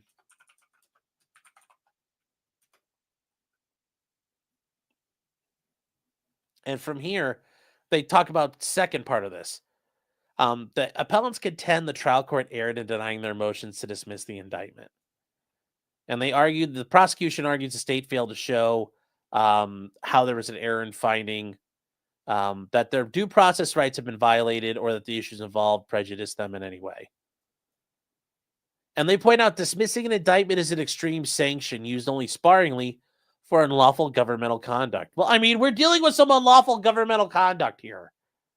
The prosecutor's doing some pretty sketchy shit. Just saying. And they say, in the absence of an express statutory authorization, dismissal of an indictment generally cannot be imposed absent the violation of a constitutional right. So they're saying, yes, there was a lot of misconduct, but no constitutional right appears to have been violated. And they'll say, why this is the rare case in which Fani Willis and her office must be disqualified. We cannot conclude the record also supports the imposition of the extreme sanction of dismissal of the indictment under the appropriate standards. We therefore affirm the trial court's denial of the appellant's motion to dismiss. So affirming the trial court means they're supporting it. So they argue the appellant's remaining enumerations of error are rendered moot by our holdings in Part 1 and Part 2. So it's affirmed in part and reversed in part. And it's a 2-1. It's a 2-1 case, chat. There is a dissent in this as well. So what does that mean? It means Fani and her office, they are off the case. They're done. They can't be involved anymore. The case is not dismissed, though. It's not dismissed. It's not going away for now. But because Fani can't do it, well, who takes over? Well, in this case, they have what's called the Prosecuting Attorneys Council of Georgia. And it appears they're going to be involved in trying to figure out how this is going to work, and work in a way to determine who wants to do it. They'll have to find another. They'll have to find another district attorney to at least look at the case, and they'll take it to them. That the district attorney will pick it up. And from what's being stated by many attorneys in Georgia who practice on law Twitter, and also J-Rock. It's done. Most of these prosecutors, when this has happened before, other types of very political cases, the district attorney who comes in and takes over says, yeah, we're not doing this. Dismissed. So this one's going away. This one is going away. And it is ridiculous when you think about it for Fani Willis. She had the ball on the 1 yard line and she fumbled it. I mean, she had this. Now, part of her issue was she dicked around for years and years. But she had it as like you just had to pay your boyfriend. You just had to hire him, didn't you, Fani? Fani. You just had to do it. Then you just had to go up there and run your fucking mouth in the hearing. Like, you know, it was hers to lose. Now, ultimately, would this case have probably fallen apart? Yeah, we've seen the caliber of the Fulton County Prosecutor's Office through the YSL trial. They're a bunch of fucking tools. But she, you know, it was hers to lose. And it's hilarious to watch someone like her, you know, sabotage it all just because of some dick. She was getting dick. You know, must have been some good dick for Fani if she was willing to just throw everything, throw caution to the wind. So that was the issue there. Dicked down versus dicking around. Well, she was doing both. She was doing both. Is this a woman moment or a black moment? It's a Democrat moment more than anything. But yes. Hashtag woman moment. Now, some of you guys were asking questions here, and we're going to get to some other spots. Does Jen Ellis still have to serve whatever this punishment she pled out to? Yeah. Yep. This doesn't affect other cases where they've been resolved. Think about it in the way if there's, let's say there's in the YSL case. Yak Gotti got fully acquitted of all charges. Everybody else who pled out is still convicted. They don't get to come back and say, oh, wait. We want to jump back in and get that verdict. No. You pled out, and then the other guy ended up going to the distance and got a better deal. That happens. But in the same vein, let's say you pled out and then your co-defendant goes to trial and they get smoked. And they get convicted of everything and you only pled out to one thing. He doesn't get to turn around and say, like, wait. I want what they got. No, it's gone. It's all gone. You can't get it. So, no. Jenna Ellis, Sidney Powell, Chesbro, all the other people who were involved in those pleas, those other attorneys that took a plea out there, they're done. It's not coming back for them. It's not coming back for them. It's not coming back at all. Yeah, this has no effect on the prior plea deals. Yep. And then Defense Diaries podcast, Bob Mata. Hey, Bob, how you doing? I feel bad, man. It's like I know we were going to talk about Richard Allen and just, you know, the holidays happen, but we got to get in touch, man. We got to get in touch here. Got a new year, new kinds of cases coming up. Hope you're doing well, Bob. Hope you're doing well. And guys, if you haven't watched them before, Bob and his wife, Allie, they do the Defense Diaries. They're pretty good stuff on there. Pretty good stuff on there. Almost as good as me, but reality, it's good. They have a great channel. Great channel. And Snoop says Fani has a long history of corruption. Yes, she does. Fani Willis is, you know, she's just bad news bears.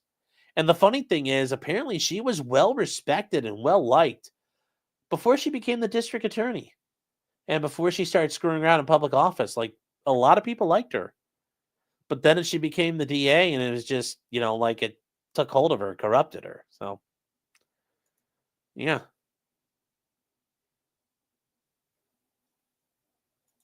Ag says this affects all of them that didn't plea. I don't know 100% on that, but it very likely will. But we'll see what happens there. So basically, chat, the Georgia case is dead. It's all gone. They should get her for perjury. Well, you can want that to happen. It's not going to happen. That's the sad thing. They're not going to be. It's not going to happen. I mean, we'd like to see it, but I'm telling you guys, you might want this, and that's what should happen. I'm here to tell you what's really going to happen. I can give you the fake answer, the real answer. I don't like the lie, so I'm giving you the real answer. And then the other update in the Trump cases is what's going on down in New York. This is his case with Alvin Bragg and Judge Merchan. You guys remember, it's the 34 felony convictions of Trump. And he did respond to the motions to dismiss that were filed by Trump. He gave them a chance. And it's his decision in order on the motion to dismiss the indictment and vacate the jury's verdict. So he goes through the background procedural history. We don't really need to go through that, chat. Remember, they went after him for his business records. He then goes on to talk about part 2, which is Trump v. United States. And it does talk about, the idea on the grounds of, presidential immunity and trying to get it dismissed. And they talk about the federal district court, trying to deny the motion, and went all the way up to the Supreme Court. And yes, he's the first criminal prosecution in our nation's history of a former president for actions taken during his presidency. So that they go through all of that. He goes through this quite a bit. And he gets through this quite a bit. So, and they say, however, not all the president's acts fall within his conclusive and preclusive authority. And they say sometimes there's an action in the zone of twilight. And the reasons that justify immunity do not apply in those cases. And they say before you can determine the zone of twilight, the court recognized that only a limited number of our prior decisions guide the determination of presidential immunity. And they say that's because these proceedings directly involving a president have been uncommon in our nation, and decisions of the court in this era have been rare and episodic. And they say to resolve the matter, looked primarily to the framers' design of the presidency within the separation of powers. And they looked at presidential immunity in the civil context and criminal cases where a president resisted demands for documents. And they say, and this is where Merchan is talking. He says, notably absent, of course, was any precedent where a president was criminally charged for actions taken while in office. And they say a specific issue the Trump court was tasked with resolving. And they go on to talk about further the analysis here. And there becomes the issue of, is this an official act or not official act?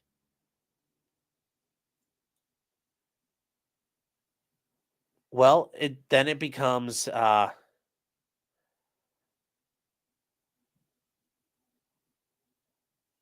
he then states all this here, and he says the arguments here, and he wants to get through all these, and he says that the defendant argues certain official acts evidence admitted at trial concerned actions taken pursuant to the core executive power, which with immunity applies.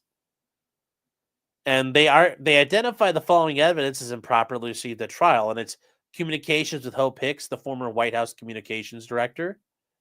The Office of Government Ethics Form 278E that was filled out. The observations of Madeline Westerhout, the director of Oval Office operations, regarding Trump's preferences and practices in the Oval Office. The testimony of Michael Cohen regarding his communications with Trump and others about the pardon power. The testimony regarding the pressure campaign and his conversations with David Pecker.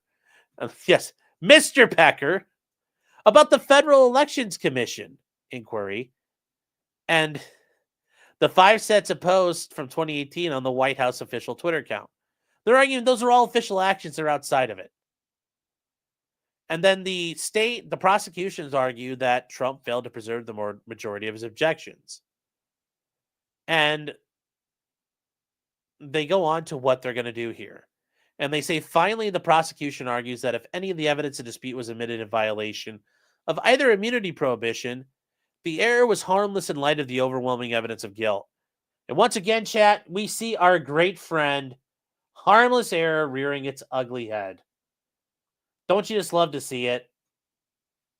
You just love to see it. So, we get through the discussions here, and we're going to get to it here. And it's, were these claims preserved for review? Well, we'll get to this, and the court is going to make its decision here.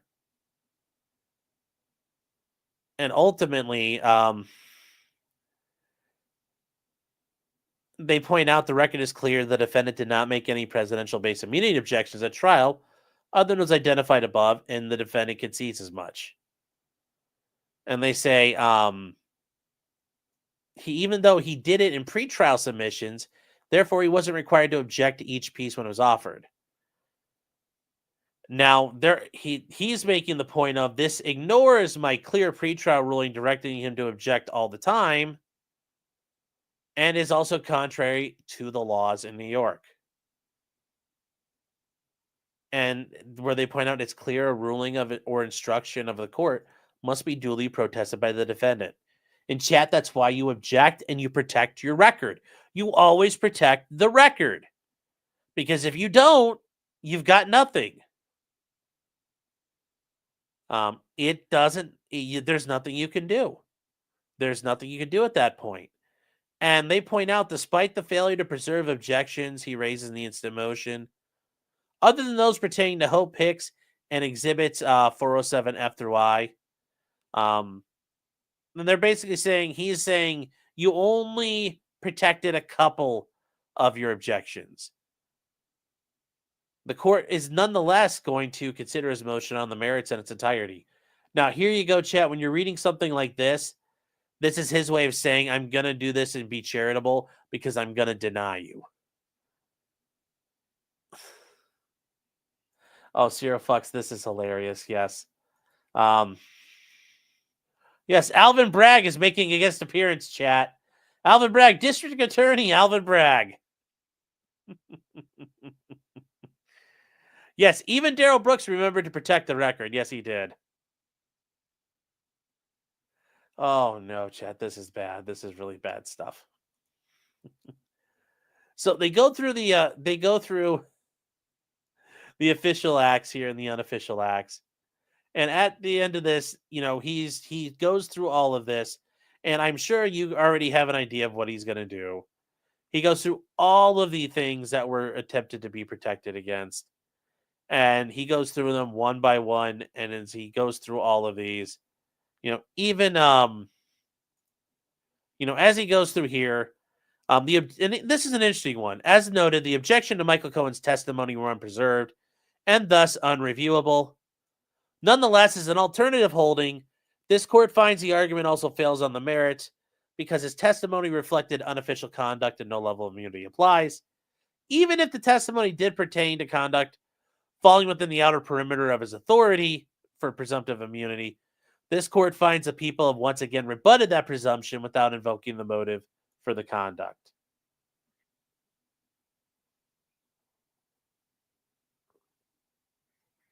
Fractal Fair is saying the new Attorney General needs to go investigate Rashawn's computers and hard drives. Yeah, might not be a bad idea. They go through the Twitter post, and this is also, guys, this is the main theme here, that these aren't official acts.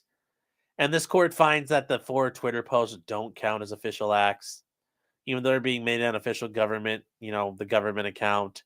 Because remember, we learned through the AOC situation, government officials cannot block you from government accounts because that's a denial of your right to free speech. Now, they can deny you on their personal account, but not on a public account. So, and they argue the Twitter posts do not constitute official court conduct, and nor do they fall within the outer perimeter of official duties. Then they move on to the harmless error here, the harmless error analysis. And they argue that the defendant's motion is still denied as introduction of disputed evidence constitutes harmless error, and no mode of proceeding errors has taken place. So they're arguing at this point it doesn't matter. Once again, harmless error, the bane of the defense community. So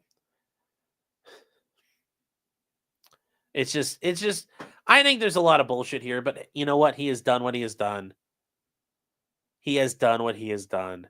And this court concludes that if error occurred regarding the introduction of this challenged evidence and saying, but I'm not, even if it did and such error were excised, such error was harmless in light of the overwhelming evidence of guilt. And that's harmless error in a nutshell, chat. That is harmless error in a nutshell. That is harmless error in a nutshell there. So we move on. They talk about what happened in the grand jury, but we get to the conclusion. So this court finds that Trump only preserved his claims to the testimony of Hope Hicks, the Governmental Ethics Forum, and Twitter postings as identified in the 4 posts. All other claims are denied as unpreserved. And this court finds the evidence related to the preserved claims relate entirely to unofficial conduct and thus receive no immunity protections. And as to the claims that were unpreserved, this court finds in the alternative that when considered on the merits, they are too denied because they relate entirely to unofficial conduct entitled to no immunity protections. They say, and further, even if this court were to deem all the contested evidence as official conduct falling within the outer perimeter of the part of the presidential authority, it would still find the people's use of these acts as evidence of the decidedly personal acts of falsifying business records poses no danger of intrusion on the authority and function of the executive branch. A conclusion amply supported by non-motive related evidence. And lastly, this court concludes if error occurred, such error was harmless in light of the overwhelming evidence of guilt. And therefore, the motion to dismiss the indictment and vacate the jury verdict is denied. And this was done on December 16th by Judge Juan Merchan. To be fair, did anybody not expect this outcome? I think we all did. We all knew it was coming. It is what it is, chat. Sorry to say, it is what it is. It is what it is. Now, what's going to happen as far as the sentencing goes? We don't actually know the answer to that yet because that has not been resolved. Remember, the prosecution has said, well, look, we could just put everything on pause and address it later. And I kind of get the feeling that given the way Merchan's acting, I think he is going to try to get away with that. I think the courts of appeals are going to step in and say, nope. They're going to go, buddy, you're done. You're done. Just have a seat. Have a seat.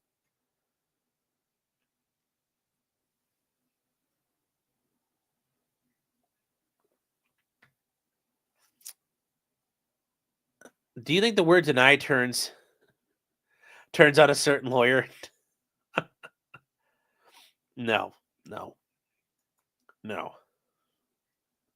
Potentially Fentanyl says, I'm late. Do you think, Nick, I'm taking this to trial, guys, Rekieta would make a deal if it would get rid of any felony charges if he takes any ass poundings they want to give? No, I'm not sure how that would work. I'm not sure how that would work in this situation. I'm not sure how that would work. And then, real quick, guys, this is a comment I wanted to get to. Tyler Yonke over on the Libertarian Podcast Review. The fastest growing Libertarian podcast review in America, on YouTube itself, in the world. On Friday nights, guys, Tyler does a great job. He's great. He says, a side note to Nick Fuentes, and this is actually a silver lining. Very important. Those Karens taught Nick not to open the door to strangers. He should thank them for saving his life. Yes. Yes, the leader of America First should go up to that Jewish Kamala supporter with purple hair and go, Thank you for educating me on not opening the door. Shalom. Nick will be like, in appreciation, my gift of appreciation, here is the Talmud. That would be hilarious. I understand it is the book you people enjoy reading. Anyways, Tyler, I hope you're doing well. And real quick, guys, speaking of the Stonies level reads on things, we do need to get to our 2 other sponsors tonight. The first one is thedragonstreasure.com, a haven for tea and anime lovers. Use the promo code CRIMINAL. You get 10% off all of your teas, soaps, and coffee. Chat, it's getting to the Christmas season. It's the 19th. I don't know. You haven't gotten anybody a present yet. Well, you can still, it might be a little late, but at least you could show them that you got them a nice custom thing that's out there. Get them some nice soap, although that might be offensive because then they might think you're telling them they smell. So you might want to figure a way around that one. Just be careful. Just be careful, chat. And then, Tyler's saying thank you. Well, you're welcome, Tyler. But yes, anyways, the promo code criminal, you get 10% off. Help the T man out. Buy his tea, chat.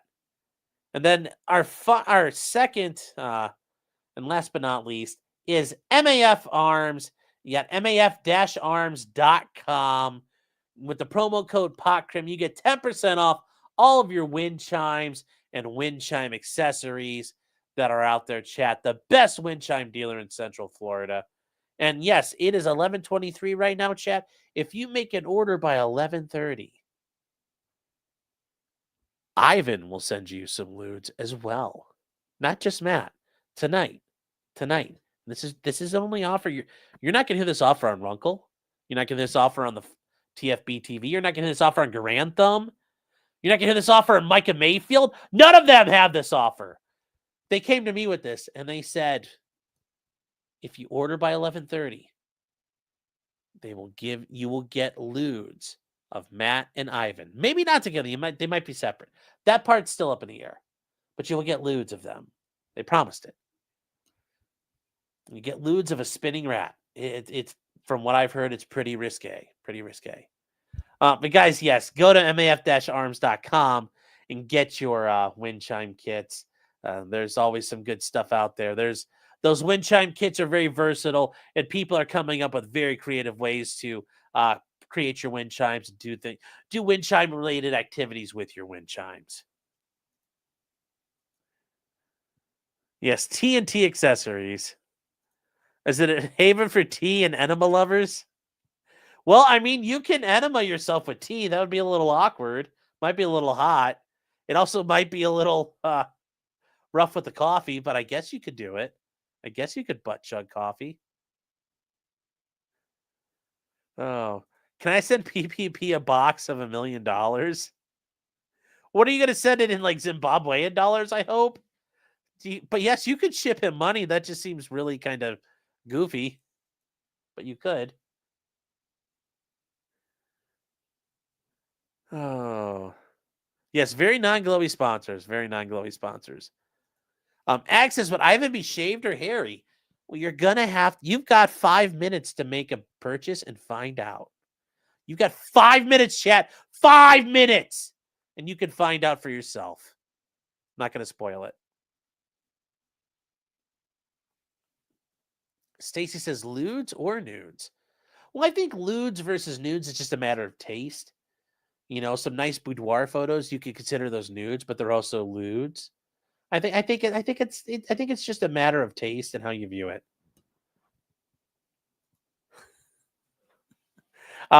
Tyler is a new member. Thank you very much. I appreciate the support. And guys, we'll get to the rest of these super chats here in a second, but we're going to catch up on some other stuff. Oh my God. This is like a real thing. Okay. That's a shame. Good to see you, by the way. Is saying apparently there was an episode of My Strange Addiction where they were getting coffee enemas. Well, like do they French press it, or are they just like brewing coffee and just pouring it in? Because that makes sense, but I could see if you're that kind of a deviant, you're like French pressing coffee in your ass. I mean, I don't know how you do it, but yeah.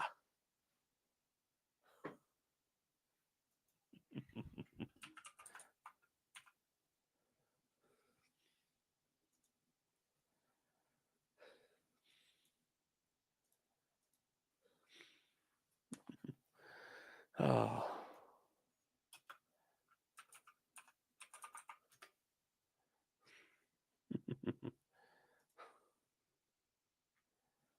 Guys, no, chat. That Steam says they really didn't seem picky. Okay, well, interesting. Darcy's saying lewds are pills like acid. No. LEWD, lewd. Like lewd and lascivious, like lewd material. You know, it's appealing to your prurient interest. LEWD, not LUDE. There is a difference in those two terms, but they're pronounced the same way. So, but anyways, yeah, lewds would be more like quaaludes, but there's also lewd pictures. And butt chugging espresso. Yeah, butt chug some Cuban coffee. Oh, that sounds dangerous. That sounds dangerous. Yes. Benjamin says I was thinking lewds. Erde is like saying lewd and lewd. Yes. Lewd is a dumb name. It's nudes. Yeah, but well, fine. You'll get nudes from Matt and Ivan. How about that? You got 2 minutes, chat. Got 2 minutes. So Dornan says Nick is looking into nicotine enemas. Oh no. No. That sounds bad. Either way, you're having a good time, I guess. I guess you would be. Is chat censoring you tonight? Interesting. I don't know words are being challenged. That's a shame, says, do White Claws expire? I don't think so. I mean, it's a carbonated drink that's sealed in a can. I mean, would you want to drink one that's like, I know they're not 20 years old, but if you found one 20 years old, would you want to drink it? Probably not, unless you can open it and be like, tsk, and be like, nice hiss. But if there's one and it's expired by like a year, I think it's totally fine to drink. It's like you're drinking a beer that's a year old. It's not going to hurt you. As long as it's still sealed up.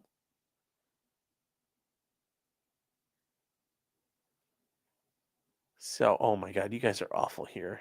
Cedar Rose saying my chats aren't showing. I'm sorry. I am sorry. I don't know why it's doing that. Kimbo says I'll test the sensors. Be careful. Be careful. Don't fed post. Don't fed post, chat. All right, where are we here? We gotta get to...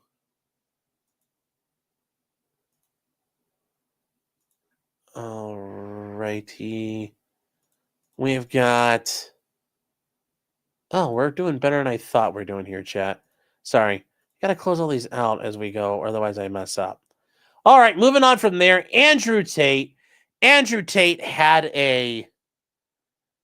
Well, I call it a win. The top G, the toppest of the Gs, had a pretty big win today, chat. And what happened for him? Well, as you guys remember, he's stuck in Romania on allegations of human trafficking. I'm easily confused by tabs. Yes, if I don't get rid of them, I am. Thank you, J-Rock.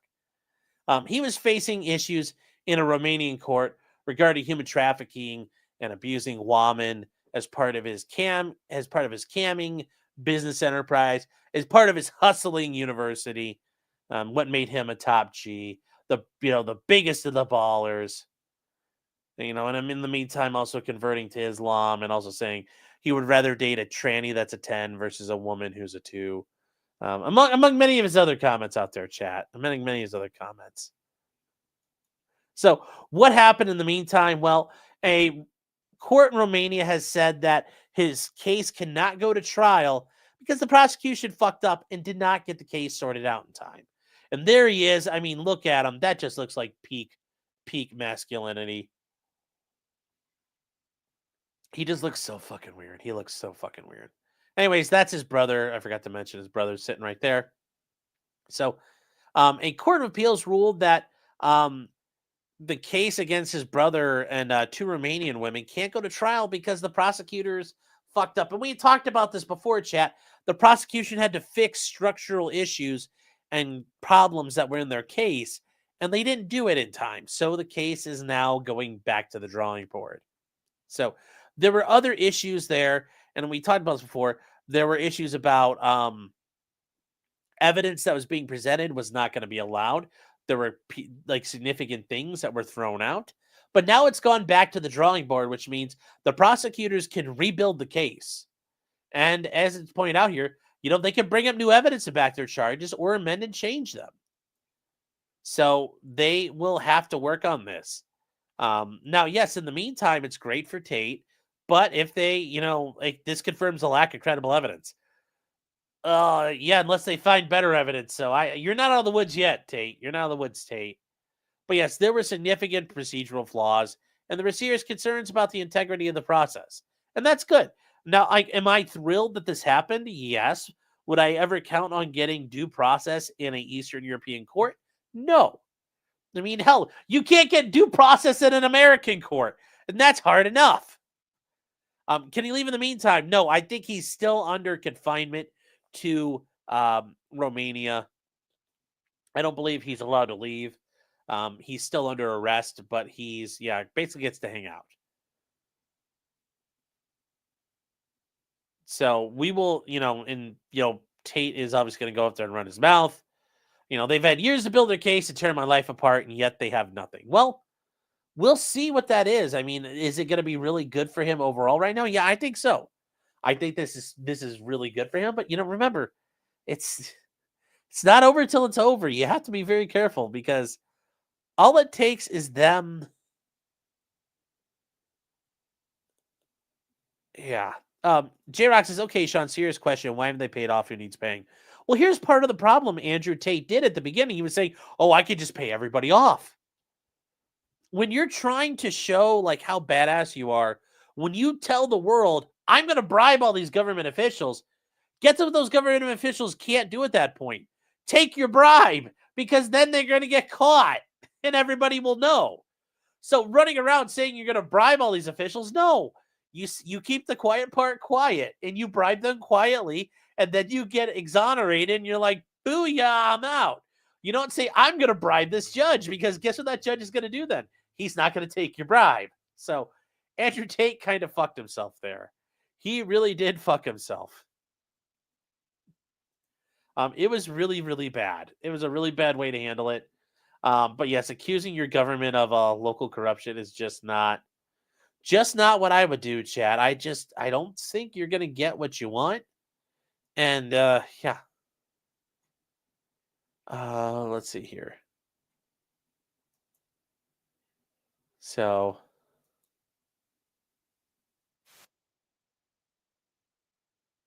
Oh, this is an interesting thing here. So breaking news, Debbie just posted. There is Kamala's trip to California immediately got scrapped, and she went back to the White House. Interesting here. Interesting. So Kamala was going out to Cali, and now she turned around. So, well, where the hell's the actual? Are there actual Secret Service cars? Oh yeah, there we go. Interesting.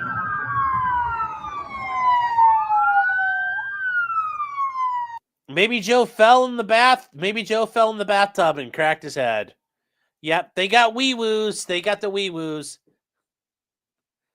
And then DF88 says corruption in Romania. No way. Did Biden die? Who knows? Who knows? Remember, they would sit on that for days on end if they could get away with it. Remember, they would do that. So who knows what happened? Who knows? But yeah, it's interesting. A last-minute cancellation like that. Pelosi is striking back in reprisal. That's funny. That's funny. And then and then another issue for Andrew Tate, and this one, it's kind of a bit of an issue here. Trying to be a top G and being a real hustler. Well, you got to pay your taxes. You got to pay your taxes, chat. Pay your taxes. Unless you want the government to fuck with you. I mean, you can be based all you want, but I don't think you're going to pull a Church of Scientology and get out of paying taxes here. So he owes the British government over $3 million in taxes, 2.6 million pounds, because he didn't pay his taxes for years. So, yeah, it sounds like a bunch of bank accounts are going to be seized in the names of what's going on. And we will... Yeah, so a judge determines, I think they're involved in tax evasion, which they are dual US and UK citizens. It is weird. They have the weirdest accents in the world. But these are, and guys, remember, this is a civil proceeding. It's not a criminal proceeding. So even in Britain, they're a lower standard of proof. And, there's a probability that Tate's evaded tax, and the police think that they were serial tax evaders who made over 20 million pounds in revenue from their business, including the War Room, and then Hustlers University, Cobra Tate, and OnlyFans between 2014 and 2022. So who knows what they did? But remember, guys, pay your taxes unless you're willing to fight the government, because they'll probably kick your ass. And yes, they'll go, Your Honor, I broke it through the Matrix. That's why you're after me. As he does. Crass Cat, did we talk about Rekieta yet? Yeah, we talked about him at the beginning. And the biggest answer for the Rekieta question right now is, and what's going on with Nick is, it's got a plea hearing. We don't know what that entails yet. From what I've been able to tell from, I did speak to, my source did get back to me. The information I have is that he was like, oh God, it's hilarious that apparently Nick was pitching an offer of, and I'll say right now, apparently Nick was pitching an offer that he could like help the court system get monetized and run their YouTube better and help them be better at streaming and running Zoom.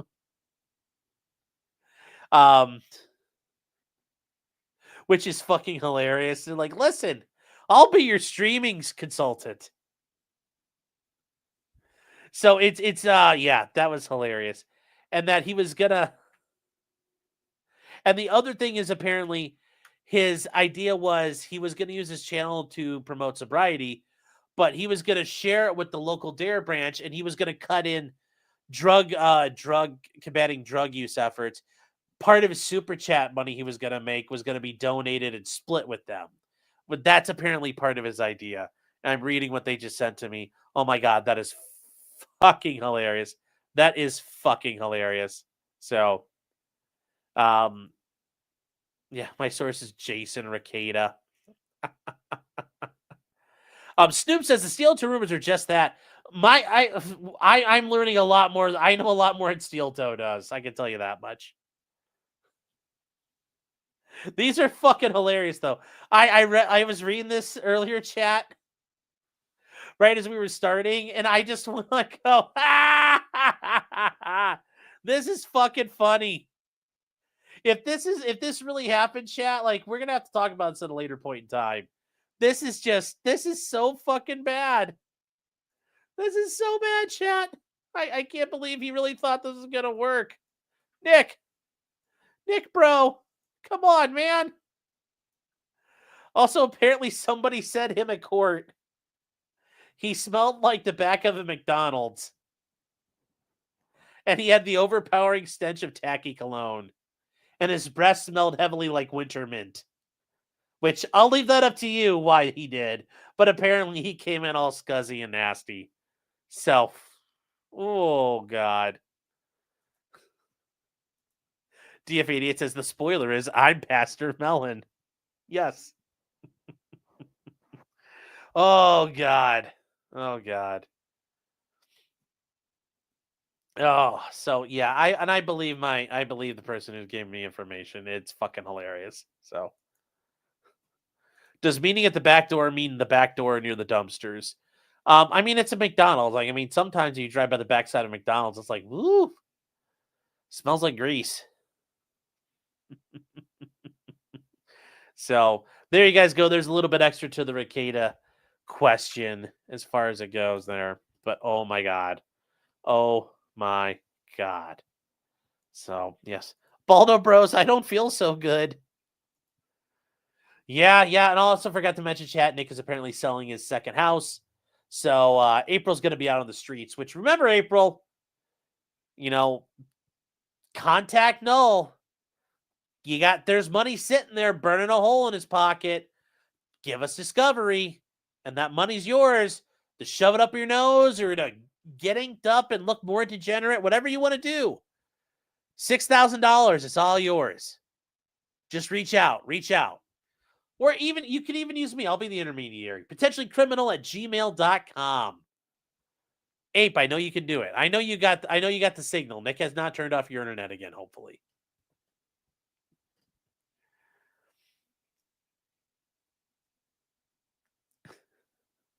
Logical Bystander says 100 of that 6K is for me. Well, awesome. All right. So, guys, moving on from there, we've got, just remember, pay your taxes. Pay your taxes is the biggest thing. Derek Chauvin. Derek Chauvin is challenging his federal court case. And what's going on there? So he made a motion for discovery, and he has challenged it.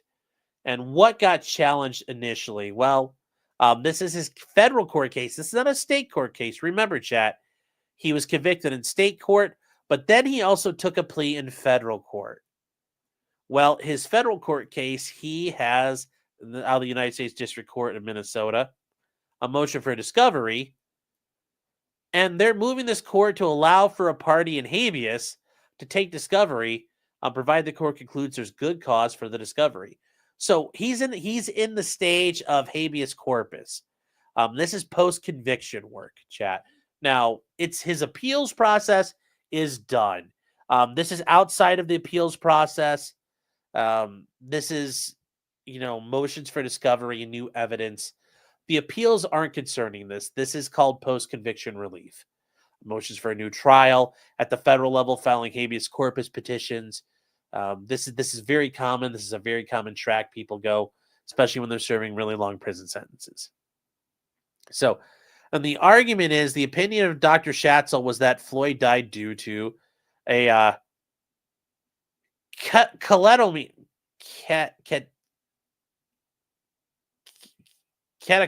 crisis when his paraganglioma secreted excessive levels of catecholamines. The doctor urges that the samples provided from Floyd, I forget how you pronounce it, I lost it earlier. He wanted the samples from George Floyd's heart to be tested for these and their metabolites, and that tissue sections of the heart be examined. I take it good. That's not what he died from. That's not how he died. No, I can't say that.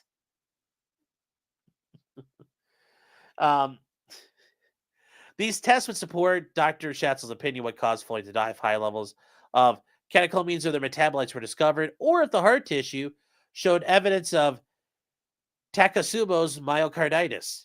And that's an acute heart failure, also known as a heart attack, that is caused by the catecholamine crisis. And they'll say the opinion is that the catecholamine crisis led to the myocarditis, resulting in pulmonary edema and death. And they say because these tests would support the opinion, there's good cause to conduct the test. So there's other things they want tested. There's fluids of George. They want to test his precious bodily fluids. The vitreous fluid, also known as the aqueous humor. Not very funny, but it's there, chat. They want the post-mortem femoral blood. They want the ante-mortem blood specimens, and they want the urine. And these are all collected by the Hennepin County Medical Examiner's Office. They also indicate that slides of George Floyd's heart tissue were prepared, and his heart was examined, and that biopsies are retained in the form of microscopic examinations. Tissue biopsies just mean samples, and formalin is a solution containing formaldehyde that's used to preserve the tissues. And he wants these slides examined to see if they show a heart attack. But if the slides are no longer available, but their information has been stored in another format, he wants that content to be examined if it shows a heart attack. They argue it's likely been preserved. They also may have the histological paraffin blocks containing the heart tissue. And this is from his new counsel, and they say they contacted him, and they were told that they were likely there. So there's a lot of stuff here. There's a lot of stuff. And they're asking for all of this. They're asking for all of this if they have the chance. Now, this is by his new attorney. This isn't the same guy from before. So they're asking for all this information here.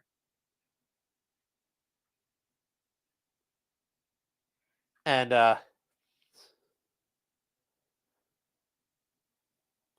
let's see here.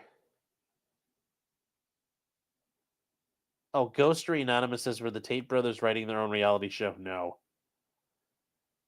Kimbo says, how do you do CPR on yourself? I don't know how you would. Sneed World says the slides are in a PowerPoint. Boo, that's a worst dad joke ever.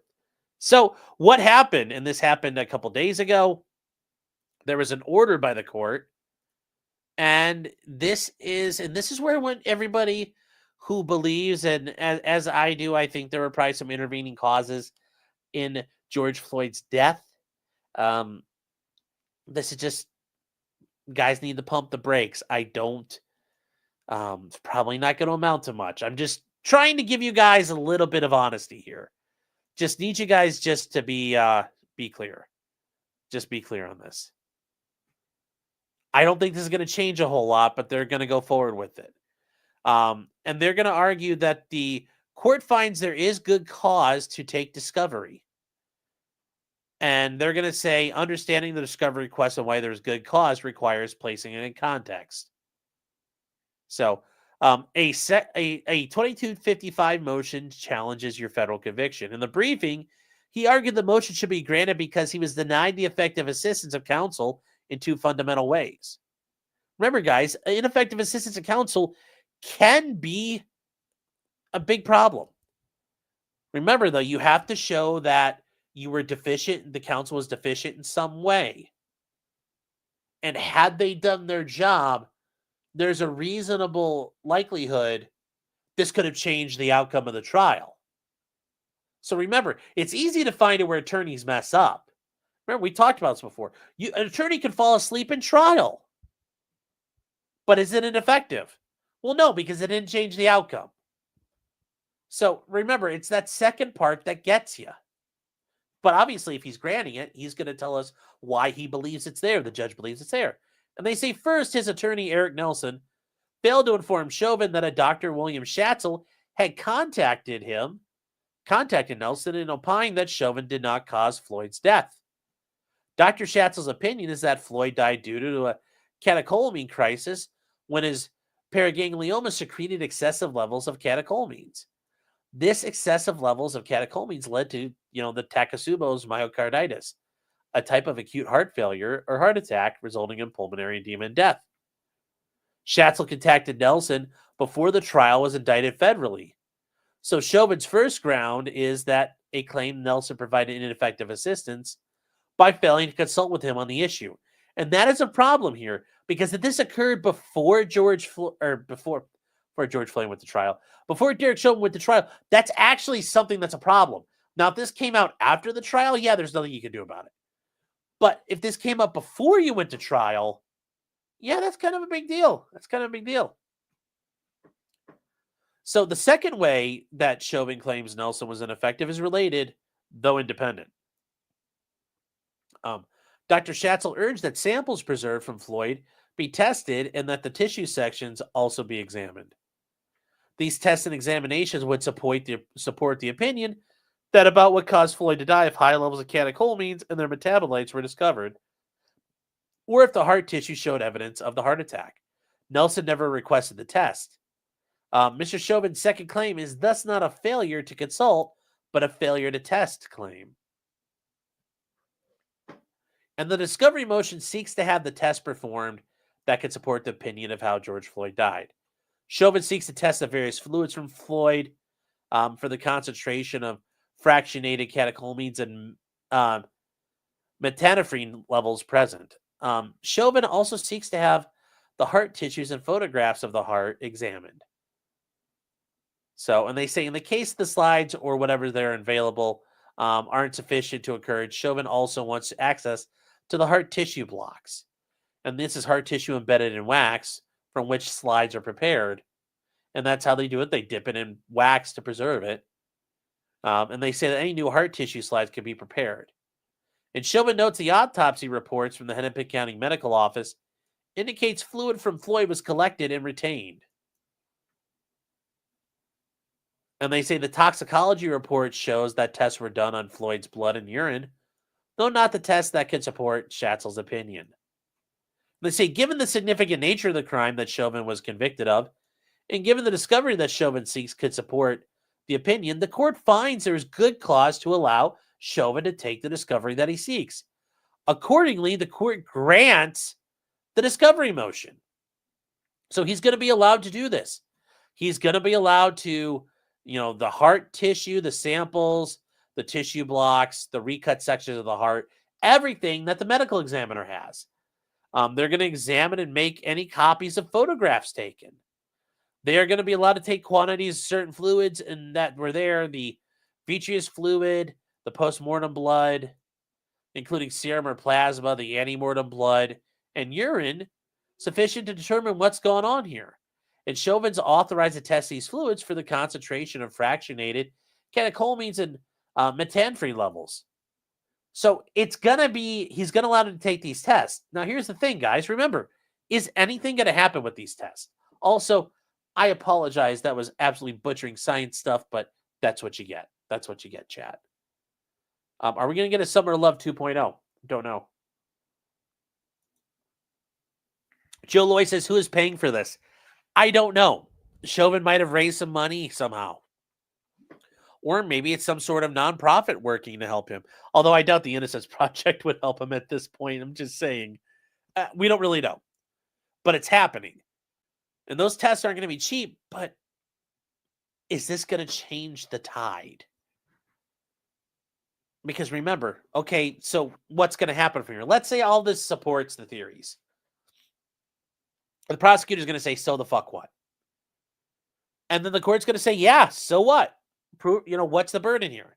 Okay, Derek Chauvin, show us why we should, you get a new trial. Or maybe you overturn something. Guys, I'm telling you, just pump the brakes on this. Yeah, he's going to get the chance to have this stuff examined. But be prepared. It's not going to amount to a whole lot. It's just, that's how this stuff goes. Just how this stuff goes.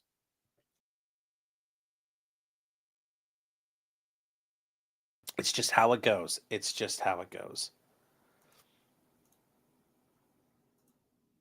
I wish I could tell you it wouldn't be that way, but it is that way. It is that way.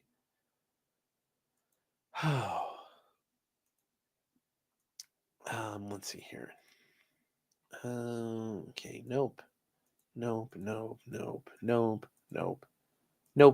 All right.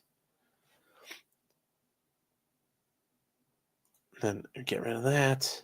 All right, guys, moving on here. We're going to get on. We only got 2 things left, so we're going to knock these out here pretty quick. We're under 2.5 hours, so we're going to get this done. The United Healthcare CEO shooter, Luigi Mangione. Yes, it's a me, Luigi. He has been indicted in the state of New York for first-degree murder. Now, some of you are saying, well, under what theory? Well, they're charging him with terrorism. Well, was it meant to be terrorism? I don't know. It doesn't, is it just a crazy guy? We don't really know yet. But he's been charged with first-degree murder. He was indicted by the New York County. So remember, guys, it's in the state of New York, County of New York. So it's Manhattan Island. And it's Alvin Bragg's group. And they are proud of what they've done here. They have indicted him. They also indicted him for multiple gun-related offenses. Yes, the gabagool. Yes, the gabagool is tomorrow, chat. Yes, that's what he did it for. So he's being charged with murder in the first degree. We're just going to go through real quick so you can see it. Murder in the first degree in violation of penal law, section 125.27. And they'll say that on or about December 4th, and being more than 18 years old at the time of the commission. Now, why do they include that? Remember, this is to show there are elements of the offense to show he's an adult, show he's not a juvenile. When the intent to cause the death of another person, cause the death of Brian Thompson, and said person was killed in furtherance of an act of terrorism, involving a violent act and acts dangerous to human life that were in violation of criminal laws, intending to intimidate or coerce a civilian population, influence the policies of a unit of government by intimidation or coercion, and affect the conduct of a unit of government by murder, assassination, or kidnapping. I don't really think it was intended to coerce or intimidate the civilian population because he's killing CEOs. Most of us are safe. Influencing the policies of government. Government's like, well, we're protected. But we'll leave that to them to prove. We'll see what they do there. So he was also charged with murder in the second degree, and with the intent to once again intimidate or coerce the civilian population, influence a government, or affect the conduct of a government through murder, assassination, kidnapping, and he did murder in the second degree with the intent to cause the death of Brian Thompson. He was also charged with murder in the second degree under a different part of the statute. If you notice here, this is with their terrorism enhancement. He was also just charged with murder in the second degree because he intended to cause the death of Brian Thompson. So just regular murder, straight murder. And then criminal possession of a weapon. He used a loaded firearm, which, it's a firearm enhancement. He was a criminal possession of a weapon in the second degree. He possessed a loaded firearm, and they charge him in a different option here because he's doing it while he's committing an armed felony. Then he was possession of a weapon in the third degree. He possessed an assault weapon. Now, why is that pistol an assault weapon? Because it's got a high-capacity magazine. It has a threaded barrel. It qualifies as an assault weapon in the state of New York. So, that's a real thing, chat. That's a real thing. That's a real thing right now. Yes, is he in the same place as Diddy? Yes. Yes, he is. Because right after the state of New York went after him, and also, yes, he's also charged with a felony of a criminal weapon because he possessed a silencer, and he did. Apparently, it looks like it's a homemade suppressor. He also got charged with criminal possession of a weapon, and it was a large-capacity feeding device, to wit, a Glock magazine. Now, remember, Chad, it's because he used a standard capacity magazine for a Glock. That's why he's being charged with a felony. You're not allowed to do that, apparently. I thought this was America, but apparently not. Yes, it's a crime because you killed him with too many bullets. That's also a crime, chat, in New York. He also possessed a Magpul magazine. He possessed one of the Magpul Glock magazines. So another possession of criminal weapons. He also had another one. Another one being that not being a licensed gunsmith or dealer and knowing it was a ghost gun, possessed a ghost gun. And that's because he had a 3D printed frame, chat, a derivation of the Sherman 1, 3D printed Glock lower. So yes, they charge him also with having the ghost gun. The spooky ghost guns, chat.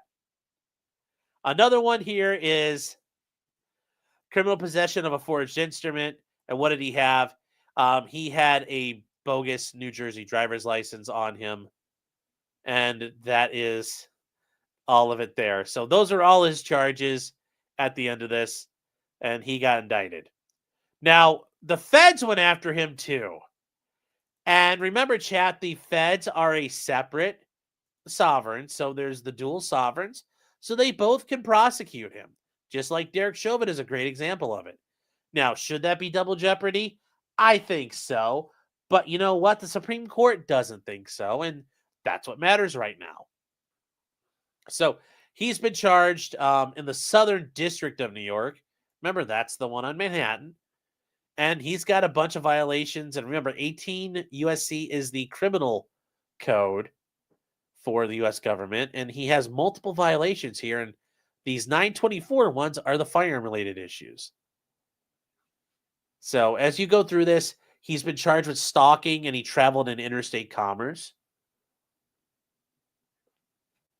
So from what they know, he traveled from Georgia to New York for the purpose of stalking and killing Brian Thompson. He was also charged with count 2, using interstate facilities. So what did he do there? Well, he used a cell phone, interstate wires. So just like using wire fraud, you're using the wires, interstate wires, use a cell phone, interstate highways, and the internet to plan out and carry the stalking and shooting and killing of Brian Thompson. Now, some of you are thinking, are you fucking kidding me? Nope. And yes, he crossed state lines, chat. He crossed state lines. That is the problem. He crossed state lines. He crossed state lines. Yes. Oh no, not commerce. I know. We got all kinds of commerce in here, chat. All kinds of commerce. And then count 3, murder 3, so firearm in that, using a firearm in commission of a crime. Mangione shot and killed Brian Thompson. Okay. Count 4, firearms offense. The stalking offense is he knowingly used and carried a firearm and further to such crimes. Okay. They talk about the murder of it, and this is a guy I'm part of the FBI's Violent Crimes Task Force. I'm a glowy. So they talk about how this all went down, and this is everything we already know so far. That at 6:45 a.m., Brian Thompson was walking down the street and was killed, and he was going to a hotel where he was going to have an investor meeting. And yes, this is Luigi going, "It's a me!" And he starts shooting him and doing his thing and doing work, as the kids say nowadays. And Brian got, as the kids also say. And the shell casings did say delay, deny, and depose were written on the side. And they say based on the examinations, they went through everything here and they were trying to figure out his timeline from November 24th up to December 4th. Now, this is the interesting part here. So on November 24th, he arrived in New York City via an intercity bus at the Port Authority terminal in Manhattan. The bus originated out of Atlanta. And then he took a taxi to around the Midtown Hotel, stayed in the area for 1 hour before taking another taxi to a hostel located on the Upper West Side. So he did a little bit of reconnaissance beforehand, and they figured it out. He was there that early. He showed up at the hostel using the name Mark Rosario. And yes, this is his driver's license. He used McLovin style. And this is him checking in at the hostel. This is interesting. This legitimately was him. Look at those smiling teeth. I know you women out there are just going to start gooning for Luigi any moment. So other than this interaction with the clerk, the shooter consistently kept his mask on. Well, chat, OPSEC. If you're going to commit a murder, you got to do your OPSEC. If you don't do your OPSEC, you're going to have a bad day.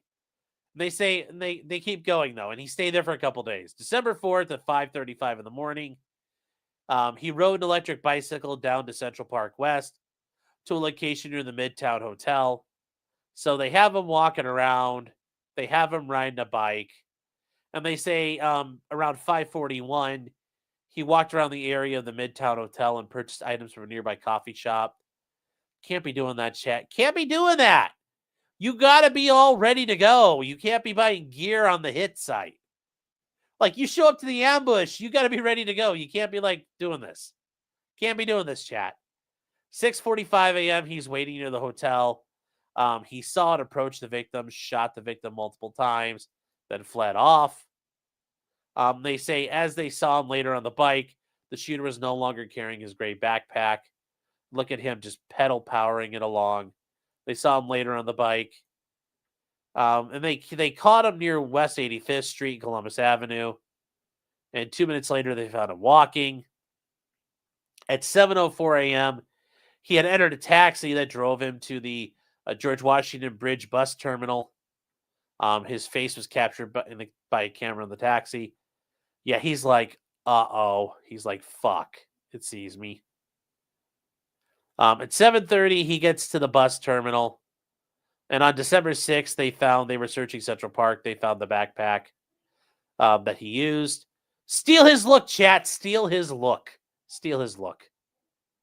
And they say they figured it out pretty quickly because on December 9th, the McDonald's worker called police about a male customer who believed resembled the photos of the shooter. And I still think there's something sussy there, chat, how they found him. There's something sussy there, chat, how they found him. So when approached, they found his false New Jersey ID. He's later found to be in possession of the 9mm pistol and the silencer consistent with the weapon used to kill the victim. You can't do that, chat. You got to dump your stuff. Okay? Come on. He also had a notebook, several $1,000s in cash, which, once again, that's weird, and an envelope with an FDIC-insured bank and a letter addressed to the feds letter. There's the gun. There's a suppressor. We're going to keep moving. The notebook contains several handwritten pages that express hostility towards the health insurance industry and executives. And, he keeps going here, and they talk about some of the entries that he did here. And yes, he hates the corporations, man. The feds recovered, and the feds letter stated, I wasn't working with anyone. This was fairly trivial. Some elementary social engineering, basic CAD, a lot of patience. He said, based on my own research, refers to computer-aided design. The Fed letter also stated, P.S. You can check the serial numbers to verify this is all self-funded. My own ATM withdrawals. I don't buy that. I don't fucking buy that for a second. Something happened here, chat. Something happened. So anyways, they go through all of this, and they believe that's him. I mean, this is like, he looks like Sacha Baron Cohen with that look. So they wanted to request the warrant be issued, and yep. So he's currently in custody in Manhattan. So he's at the same place Diddy's at. Who put the money in the account, though? Yeah. Foley says, not everyone has Lake Erie to dump firearms in. No, but between Altoona, Pennsylvania, and New York City, there's a lot of places you could dump a gun. Someone asked why I only had 24K. The algorithm isn't kind to assassination coaching. I wasn't coaching, just pointing out the obvious. I mean, really? Come on. It's not like you guys didn't know this stuff. Am I making something up here? Am I making stuff up, chat? Am I making stuff up? No, I am not. No, I am not. I am not making stuff up.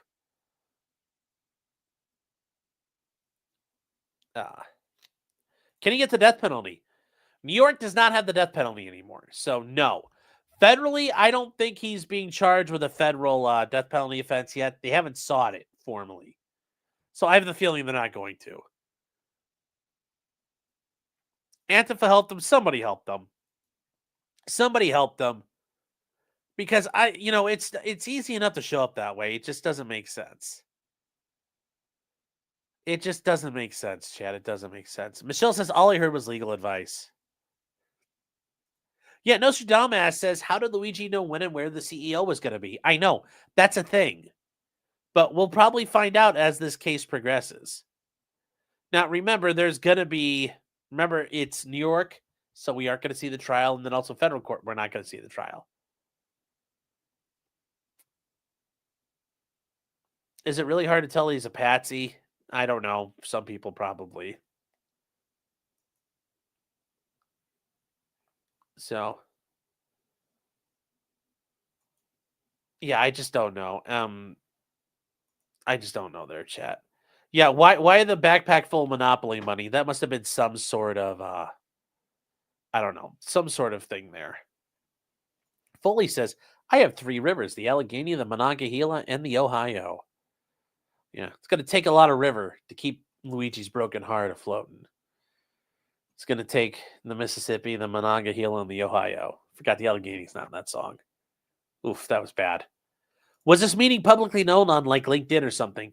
Maybe. And I mean, yes, you could do a lot of just OSINT and kind of figure out some bigger things. But still, like, maybe he did some, social engineering and like he did some calling around and asked for stuff. I don't know. John Carroll says, maybe he landed on free parking. Oh, yes. Yes. Mopka says, I have multiple Great Lakes. Try harder, scrubs.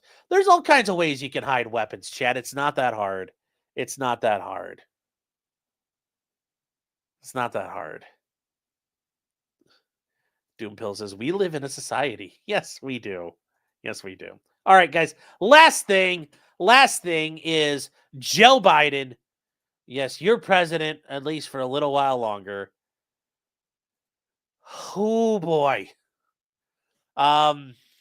He went a little crazy. He announced clemency for nearly 1,500 Americans. Now, yeah. And this is kind of the thing here about what he actually did, and he kind of explained it. He did 1,500 individuals are getting their sentences commuted. are going to be placed on home confinement. And then these 39 individuals will be pardoned for nonviolent crimes. And we're going to get to some of the people involved in this because some of it's like, oh, I don't know. But anyway, Biden announced he's granting clemency to nearly 1,500 people, the most ever in a single day. And they've shown successful rehabilitation, a strong commitment to making their community safer. Which is funny because the Joe Biden back in the 90s was bragging about making death penalty eligible offenses and the Anti-Terrorism and Death Penalty Act. So the sentences of 1,500 individuals who were placed on home confinement during the COVID-19 pandemic and have reintegrated into their families successfully. And that's the thing. There were people who during COVID were released from federal prison and put in home detention. So these people have demonstrated they're already out and they're being behaved. 39 individuals were also pardoned for nonviolent crimes. And yes, he is talking about, and honestly, guys, there are a lot of people in prison that probably don't need to be there. But this is also, listen, yes, he's the first president ever to use categorical pardons to individuals convicted of simple use and possession of marijuana and a former LGBTQI plus a whatever service members convicted of private conduct because of their sexual orientation. Okay, well, in the coming weeks, he'll take additional steps for second chances and will continue to review additional pardons and commutations. I'm sure, including for your brother and other people and probably yourself and probably your wife. So he does talk about all the people here and the other, he goes through all the people that are being listed. And there's a list of all the clemency. There's a list of everybody getting pardoned, if you guys want to see. But there's a clemency recipient list. But he pardons all these people first. First, he goes to all the people that he's going to give a pardon to. And he goes through all of them. And then you get down to commuting the sentences of the following 1,499 individuals. So there are 1,400 people here. And yeah, there are a ton of people here, chat. A ton of people. There are a ton of them. Wow. I hate you, page marker. You are sometimes annoying. Anyways, chat, this is just all kinds of people that he is doing this for. Look at this entire list. Look at this entire list. Look at this entire list of people. All these people here.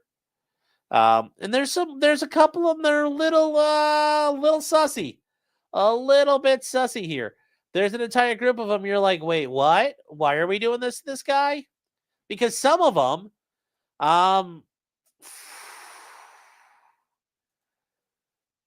yeah, some of them were Chinese spies.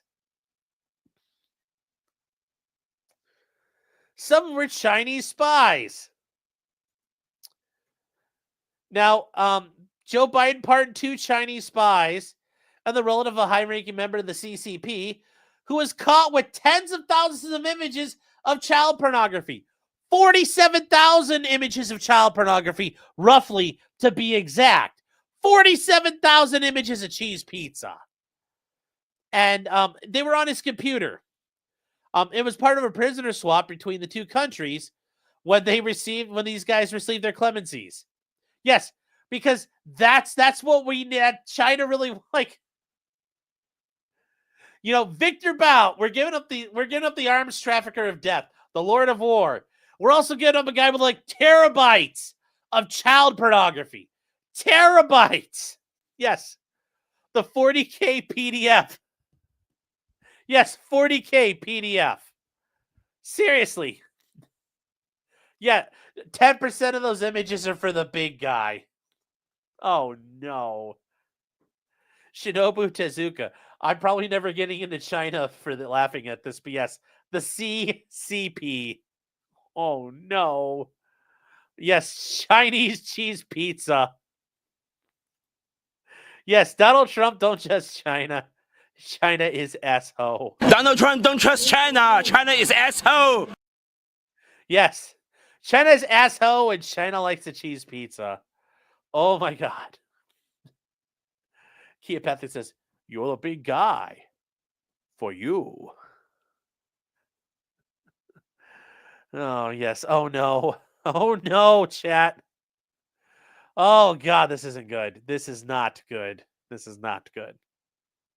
But yes, these two of them were both convicted of espionage for granted clemency last month, along with the guy who had 47,000 images while he was a doctoral student at Southern Methodist University. Now, here's the thing. Is this guy a pedophile? Probably. But also, if he's a spy, part of being a spy is when you have your source, sometimes there's, and, if you ever read anything where spies have talked about their jobs, sometimes they want money, sometimes they want drugs, sometimes your source wants child pornography. Guess what? If your source is that important, whoever is handling you will give you what you want. Sometimes that happens. Sometimes that happens. But anyways, yes, the one guy was attempting to steal aerospace and satellite secrets. This guy worked at the Chinese Ministry of State Security. They're basically their FBI and CIA, basically their KGB, to spy on tech companies in the U.S. And then 5 days later, the Chinese released 3 Americans who were serving prison sentences in the country. Mark Sweden, a businessman from Texas, who was arrested on drug-related offenses. You fucking idiot. Kai Lee, who had been held on espionage charges, which who knows if they were a spy or not. Then John Loon, who was sentenced to life in prison on spying charges. So, yes, and it's interesting because, yes, the feds have been cracking down on alleged Chinese spies both in state and local governments. And yes, there has been a big problem of going after these fucking Chinese spies.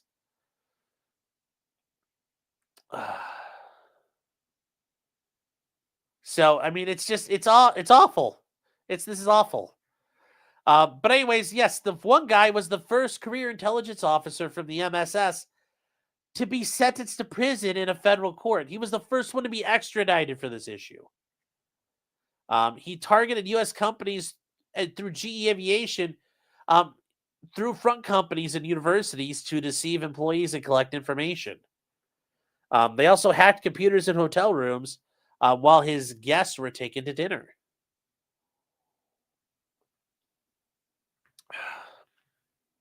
So, yeah, there you go, guys. These are the people they gave up. These are the people. So, we get to the other guy, though. One of the guys working at the behest of the Ministry of State Security enlisted in the U.S. Army Reserves under a program where we're recruiting people deemed vital to national interest. And he failed to disclose his connection to Chinese intelligence. Yeah, imagine that. He's not going to go say, oh, by the way, I'm a spy. Good fucking job out there, DOD, fighting this one out. Holy shit. Holy shit. Holy shit. I mean, it makes sense now that Eric Swalwell was banging a Chinese spy. Yeah, holy shit is right. Holy shit. Yeah, he didn't tell us he was a spy. Like, oh no. God, it doesn't get any better, chat. It gets worse and worse and worse. So, anyways, yes, federal prosecutors hit a former aide to New York State Governor, the current governor, Kathy Hochul, with a host of espionage and money laundering charges. And yes, Chinese officials use their position to manipulate things, advancing China's agenda. Yes, fucking with the governor of New York. And she tried to get officials to stop recognizing Taiwan as an independent country. And there's Winnie the Pooh doing his thing. Winnie the Pooh, Winnie the Pooh. Oh, I'm sure I'm probably never going to China now. So. Oh, there he is. There he is. And also, just recently in New York City, There was a Chinese police station that was being used. And guys, if you've never heard of these, I'm going to do a little bit of a story on this, a video on this.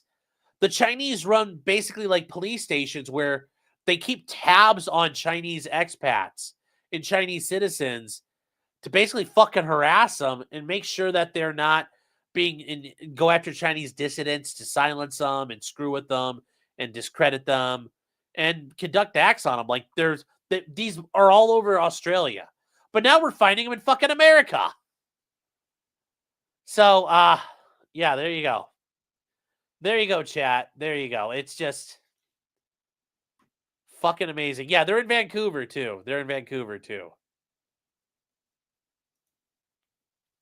J-Rock says, the forum told him to tell us about spy stuff. You check no. Not fair. Yes. And Menace Society says, so the drones are CCP. Well, remember, there was a Chinese guy got caught last week flying a drone over Vandenberg Air Force Base. So, yeah. Yep. Okay. So, good stuff, huh? So, yeah, great job, Joe Biden. Although this is a thing here where I was kind of like, what? As much as yeah, this is an issue here where this judge needs to stay in his fucking lane.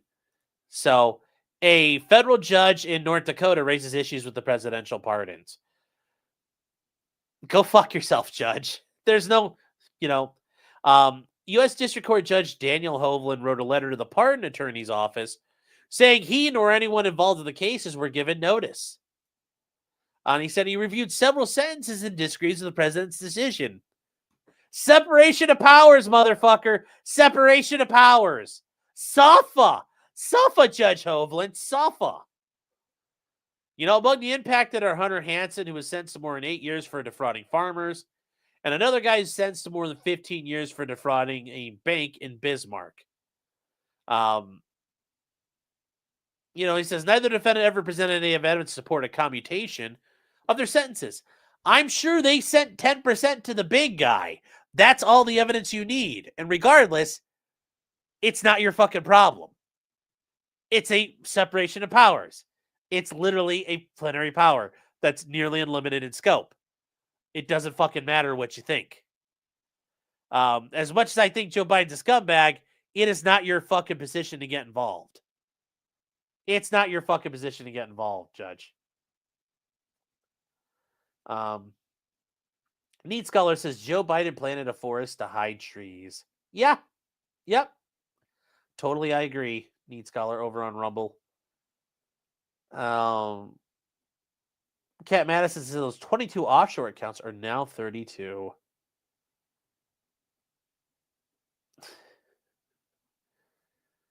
Oh. So, somebody's asking, yeah, Justin Hancock is right. Oh, well, Article 2, fuck off. Yes. Yeah, it's, the judge's like, you didn't tell us.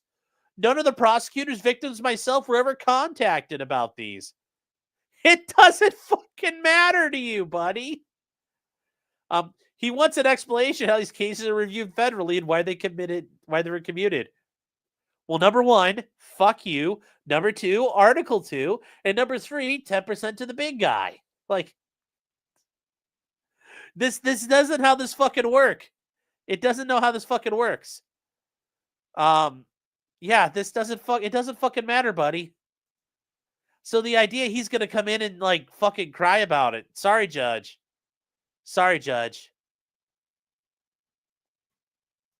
Gandalf says, I don't think they should be able to issue a preemptive pardon. Well, these guys were pardoned after the fact, so this doesn't even matter here.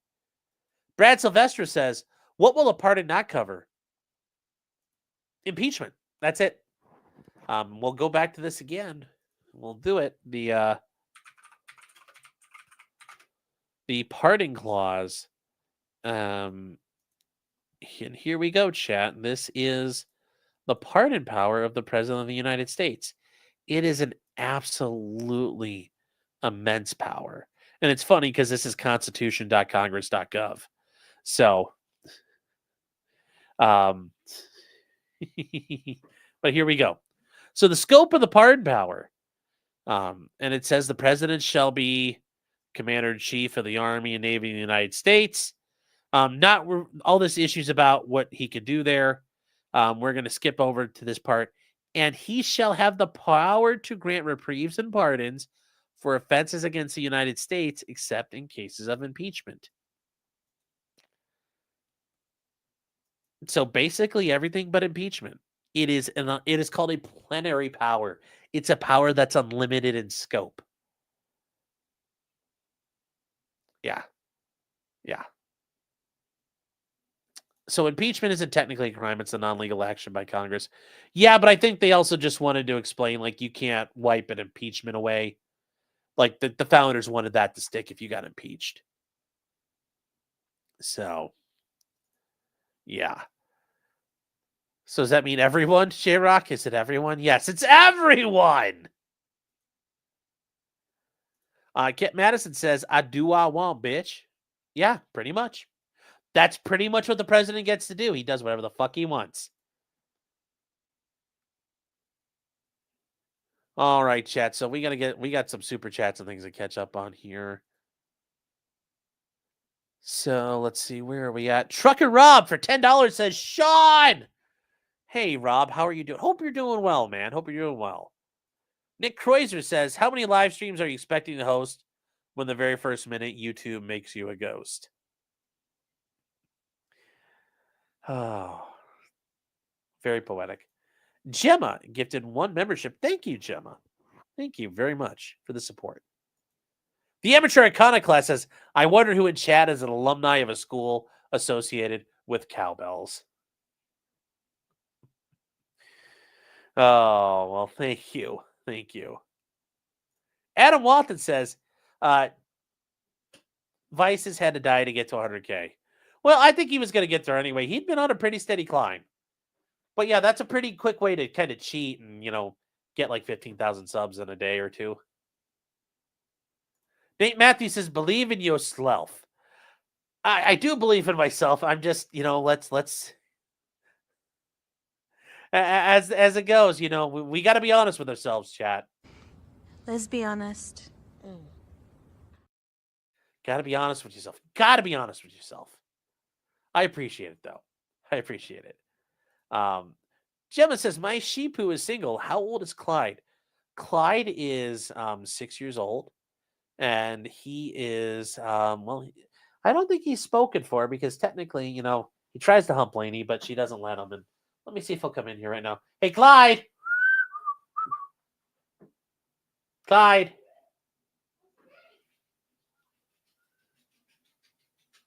Come here, Bubba. Come here. Come on. Clyde, I see you. Come here, Clyde. Come here, buddy. Hold on. Come on. Come on.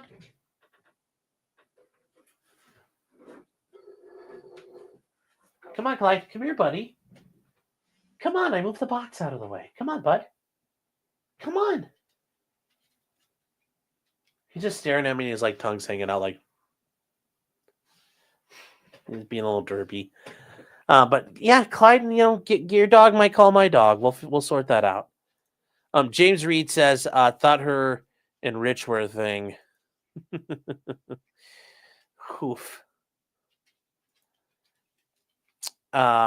Johan says, we need to sneak in a live feed. What happened to the goal?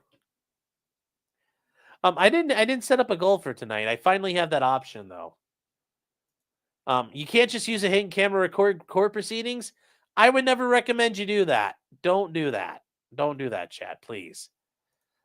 Stuffing things says, how probable is it the drones over New Jersey were set out by Ethan and Ralph to look for Xanax? Probably not very likely. It's a long way to go to search. Real Fox Mad. Thank you for being here. This is a newer super chat I think I've seen before. It says Nick's extra house sold. I wonder if that holds for April in the future. Does she move into the main house? No, per Aaron, it sounds like she's gone, and yeah, she probably is gone, and she failed to play her hand and maximize the leverage. She got played by Nick, which isn't a surprise because, she's not that bright. And, well, Nick's probably a little bit brighter than her. So she got played. Johan says, I'm giving out free hugs at Stoney's. You have to use the coupon code FREEHUG, though. John Coleman says, are we allowed to hit the drones with freedom seeds? Don't miss. But I would not recommend it. Use another drone to attack the drone. Yamal says, orphan source objects accidentally get recycled is more dangerous than a bomb. Yeah, that's pretty fair too. That's pretty fair too. Stephen Cooper says, if they microwave LA, do we give somebody a mulligan? I mean, it's going to be hard not to. It's going to be like Sopranos. Like, you got to give them a pass. Got to give them a pass.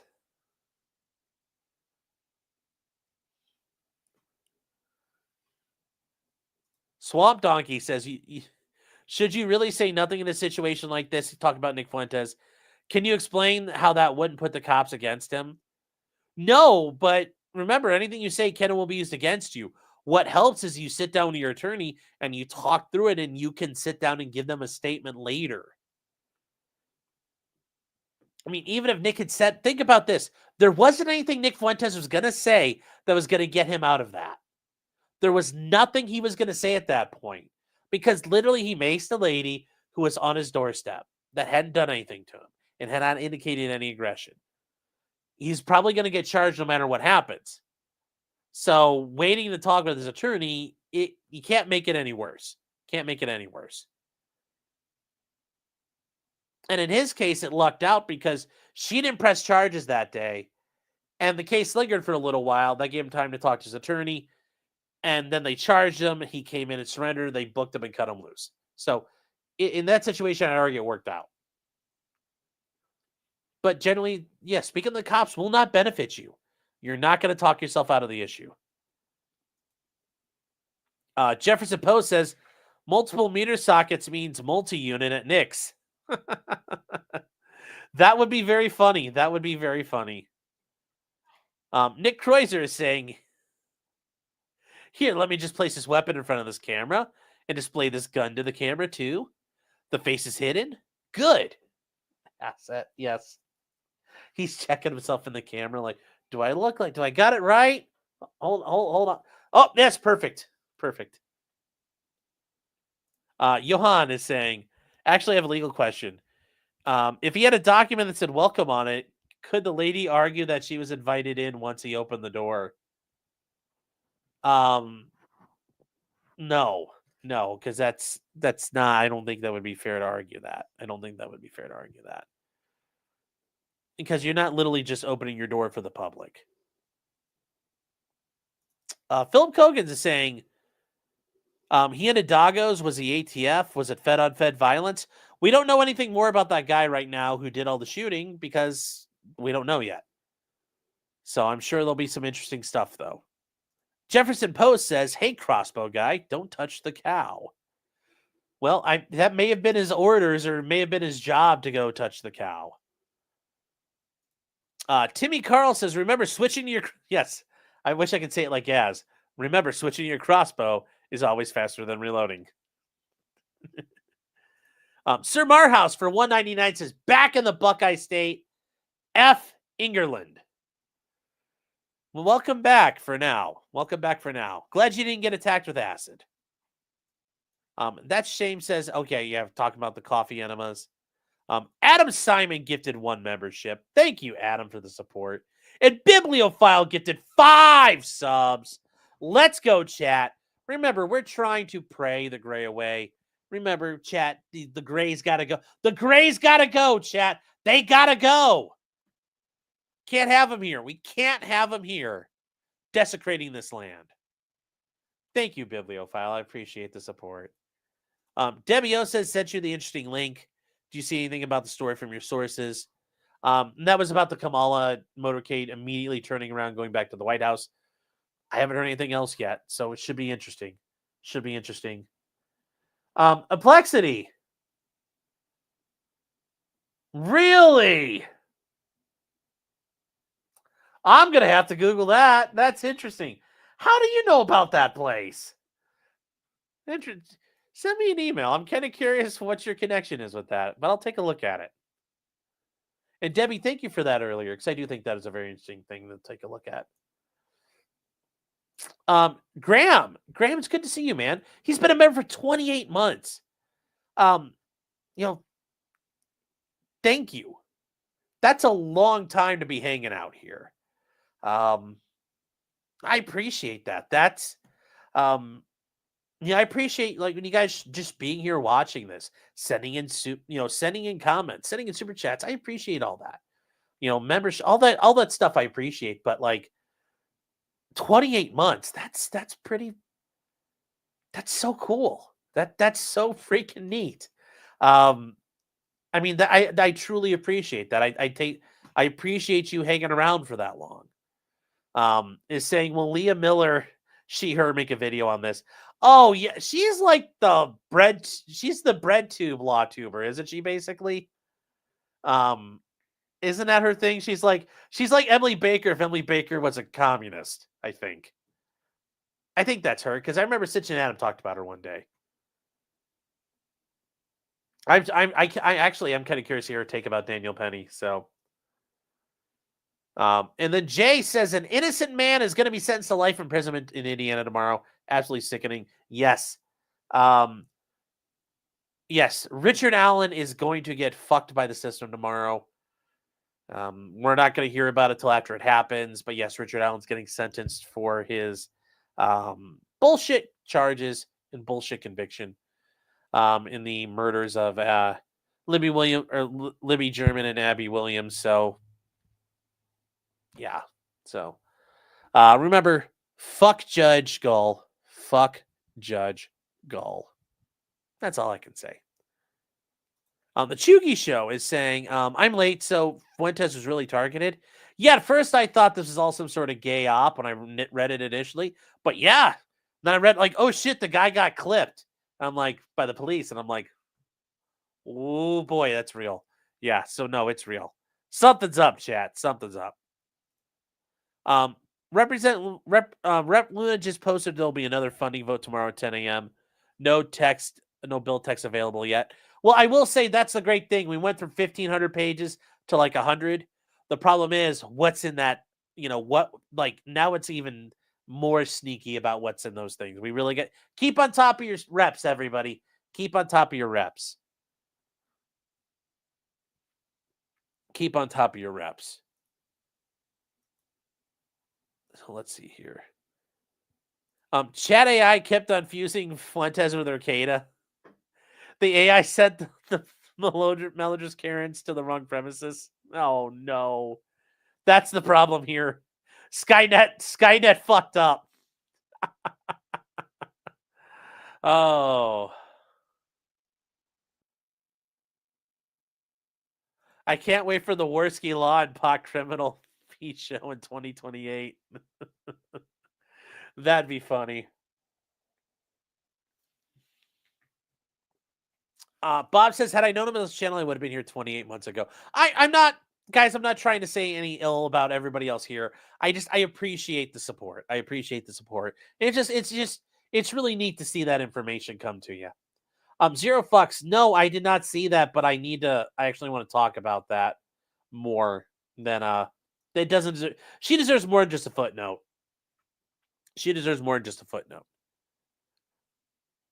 Yeah, it's still a bunch of freaking pork. Yeah, and it's going to be pork. I mean, let's be real. They're going to pass the bill. It's going to be another continuing resolution. The can gets kicked down the road. Everybody gets paid, and we all get screwed.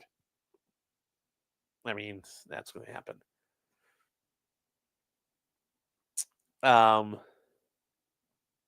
Let's see. Perestroika says a lot of people are speculating the Fuentes thing might have an effect on his possible self-defense argument. Do things after the fact help in a situation? Well, remember, you have to argue based on what you knew at that moment. What was your belief? Was it an objectively reasonable belief that you were in fear of your own safety or the safety of your property? You have to, it's the facts that are known. Now, could they try to bring it up to persuade a jury and say, like, look, a guy committed triple murder, then drove 2 hours to try to kill him, like, a month later? Yeah, sure, that could be used, but would the state try to keep that out? Oh, 100%. 100%. So, I don't necessarily think that'll help. Let's see here. So, but it's a good question. Very, very good question.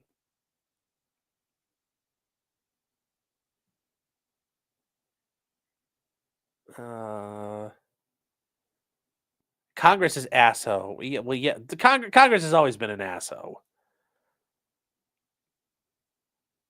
Let's see. The Battle of Jim's driveway has now turned. Instead of the Battle of Jim's driveway, yes, we got the spat on Fuentes' doorstep. That's so sad. That's so sad. Cheesytarian says, I think I might have been here for that long, and I can't afford it. Oh, I'm not, guys. I am not. I don't mean it to be that way. If you guys can't afford things, like I said, I appreciate people being here. I appreciate you liking. I appreciate you subscribing. I appreciate you putting a comment in once in a while. I appreciate all of it because all of it builds. And all of it, I appreciate people just commenting. I mean, hell, I remember doing this and there were like 10 people watching. And I remember the first time I got like 50 people watching or 20 people watching. Like, yeah, it's fucking amazing. It's amazing. So, yeah. So, no, I appreciate anybody who can be here. Regardless of what you do, I just appreciate anybody sticking around. And Cheesytarian, I know you've been here quite a while yourself. But I was just, it's not like when you see the numbers, it puts it in perspective. So that's all I meant. The end is near, beware. Says off topic, but how is 2.0 get to be 2.0? Remember, she's future Mrs. Martin 2.0. Is she your second wife? Well, she will be my second wife. Is she the first and better version of you? Well, she's a better person than I am. But she will be the second Mrs. Martin because there was a Mrs. Martin 1.0. So, if she's my second wife, that seems a little degrading. Well, I don't want to use her name. I know she likes to keep her, her privacy a little bit. So that's what I call her. And I don't want to call her Slam Piece. I mean, like, I could call her that. No, she's the future Mrs. Martin 2.0. I mean, I had to give her a name. I had to give her something. Or it could be like the one guy in Sopranos when before he gets killed, he yells at his wife. He's like, "Ho!" It's like, I'm not doing that. I am a gracist. You best fucking believe it. You best believe it. Green Pride worldwide, baby. Green Pride worldwide. KJ's been a member for 10 months. Says usually it's next door that gets spat on. Oh, yeah. Am I ready for a wild 2025? Oh, hell yeah, I am. It's going to be interesting.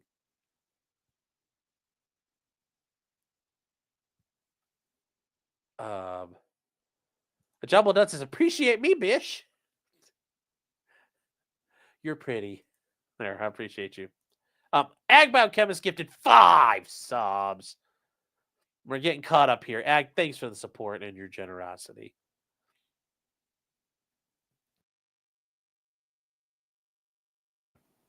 Rise up, Grays. You can't. Cheese said I meant it more as a poke in the ribs. Fair enough, but still. I appreciate anybody. I appreciate everybody. Let's see here. Where are we getting to here? The greenies are glowies. Them fighting words. Them fighting words, son. Them fighting words. Pray. Patty Puff is right. Pray the gray away. Pray the gray away. Obscure Destination Outdoors. Ron saying, I'm still trying to get 10 people to watch Beer for Breakfast. And I have a monster channel, so the A-Logs got me. Or the Algos got me.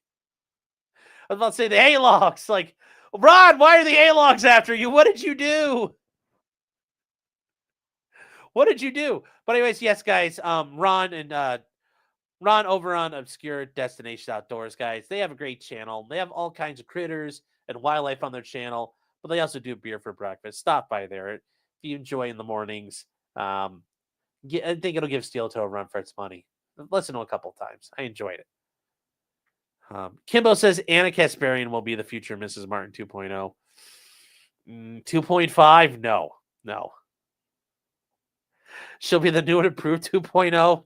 No. There will only be one 2.0, and that's it.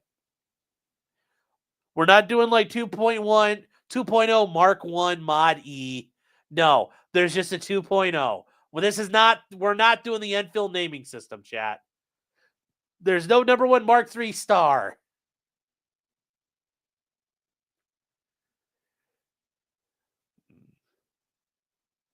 Let me see here. What are we? We're going to wrap up, chat. We're landing the plane here.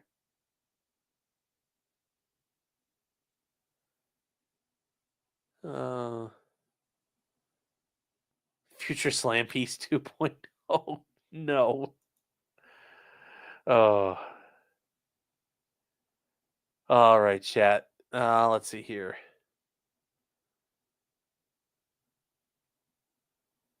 What I meant, how I meant it. No. All right, guys. So it will be random like Nintendo maybe 2.0 Advance. Will she end up being you in a dress like Cog? No, that's not happening. That's not happening. So, all right, chat. We're all caught up. We are all done. Thank you for everybody being here.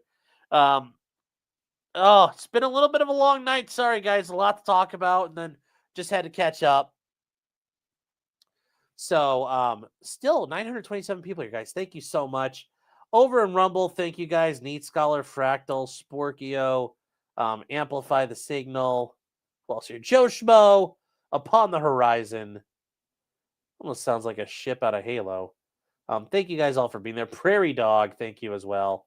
And then everybody over here in YouTube, thank you guys. And then everyone over in Locals, guys, remember, join us over at Locals. Potentiallycriminal.locals.com. We'll be going over there right after this to get started, having our local show. God, it's almost 1, so we're going to have to get going, chat. We're going to have to get going. So that's it, guys, tonight. Thank you for everybody being here. And just keep your ears peeled, guys. We'll be letting you know about what's going on with Jeff. As far as like our send off for him coming up, we'll let you know. And remember, till next time, chat, just because you did it does not mean you're guilty. Except for the guy with 47,000 child pornography images. He's guilty. Why is he out of prison? Why is he out of prison, Joe Biden? Oh, my God. We couldn't get rid of anybody else in prison? Come on. Imagine being traded for that guy, though. Imagine that being traded for him. Ooh, that'd be a little awkward. So, anyway, chat. Good night. I'll see you guys tomorrow. We got a lot to do. Slap the like button like it's Johnny Somali. There you go. So, good night, chat. We'll see ya.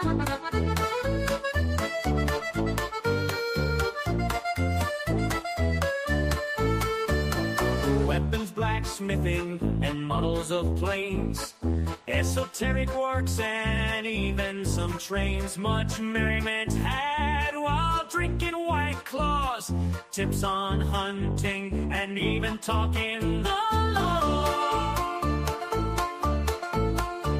Whatever you do, just don't talk to cops, even when they nab you on illegal stops. Just 'cause you did it doesn't mean you're guilty. But please talk to a local attorney. Was that the fat guy Rekieta yelled at?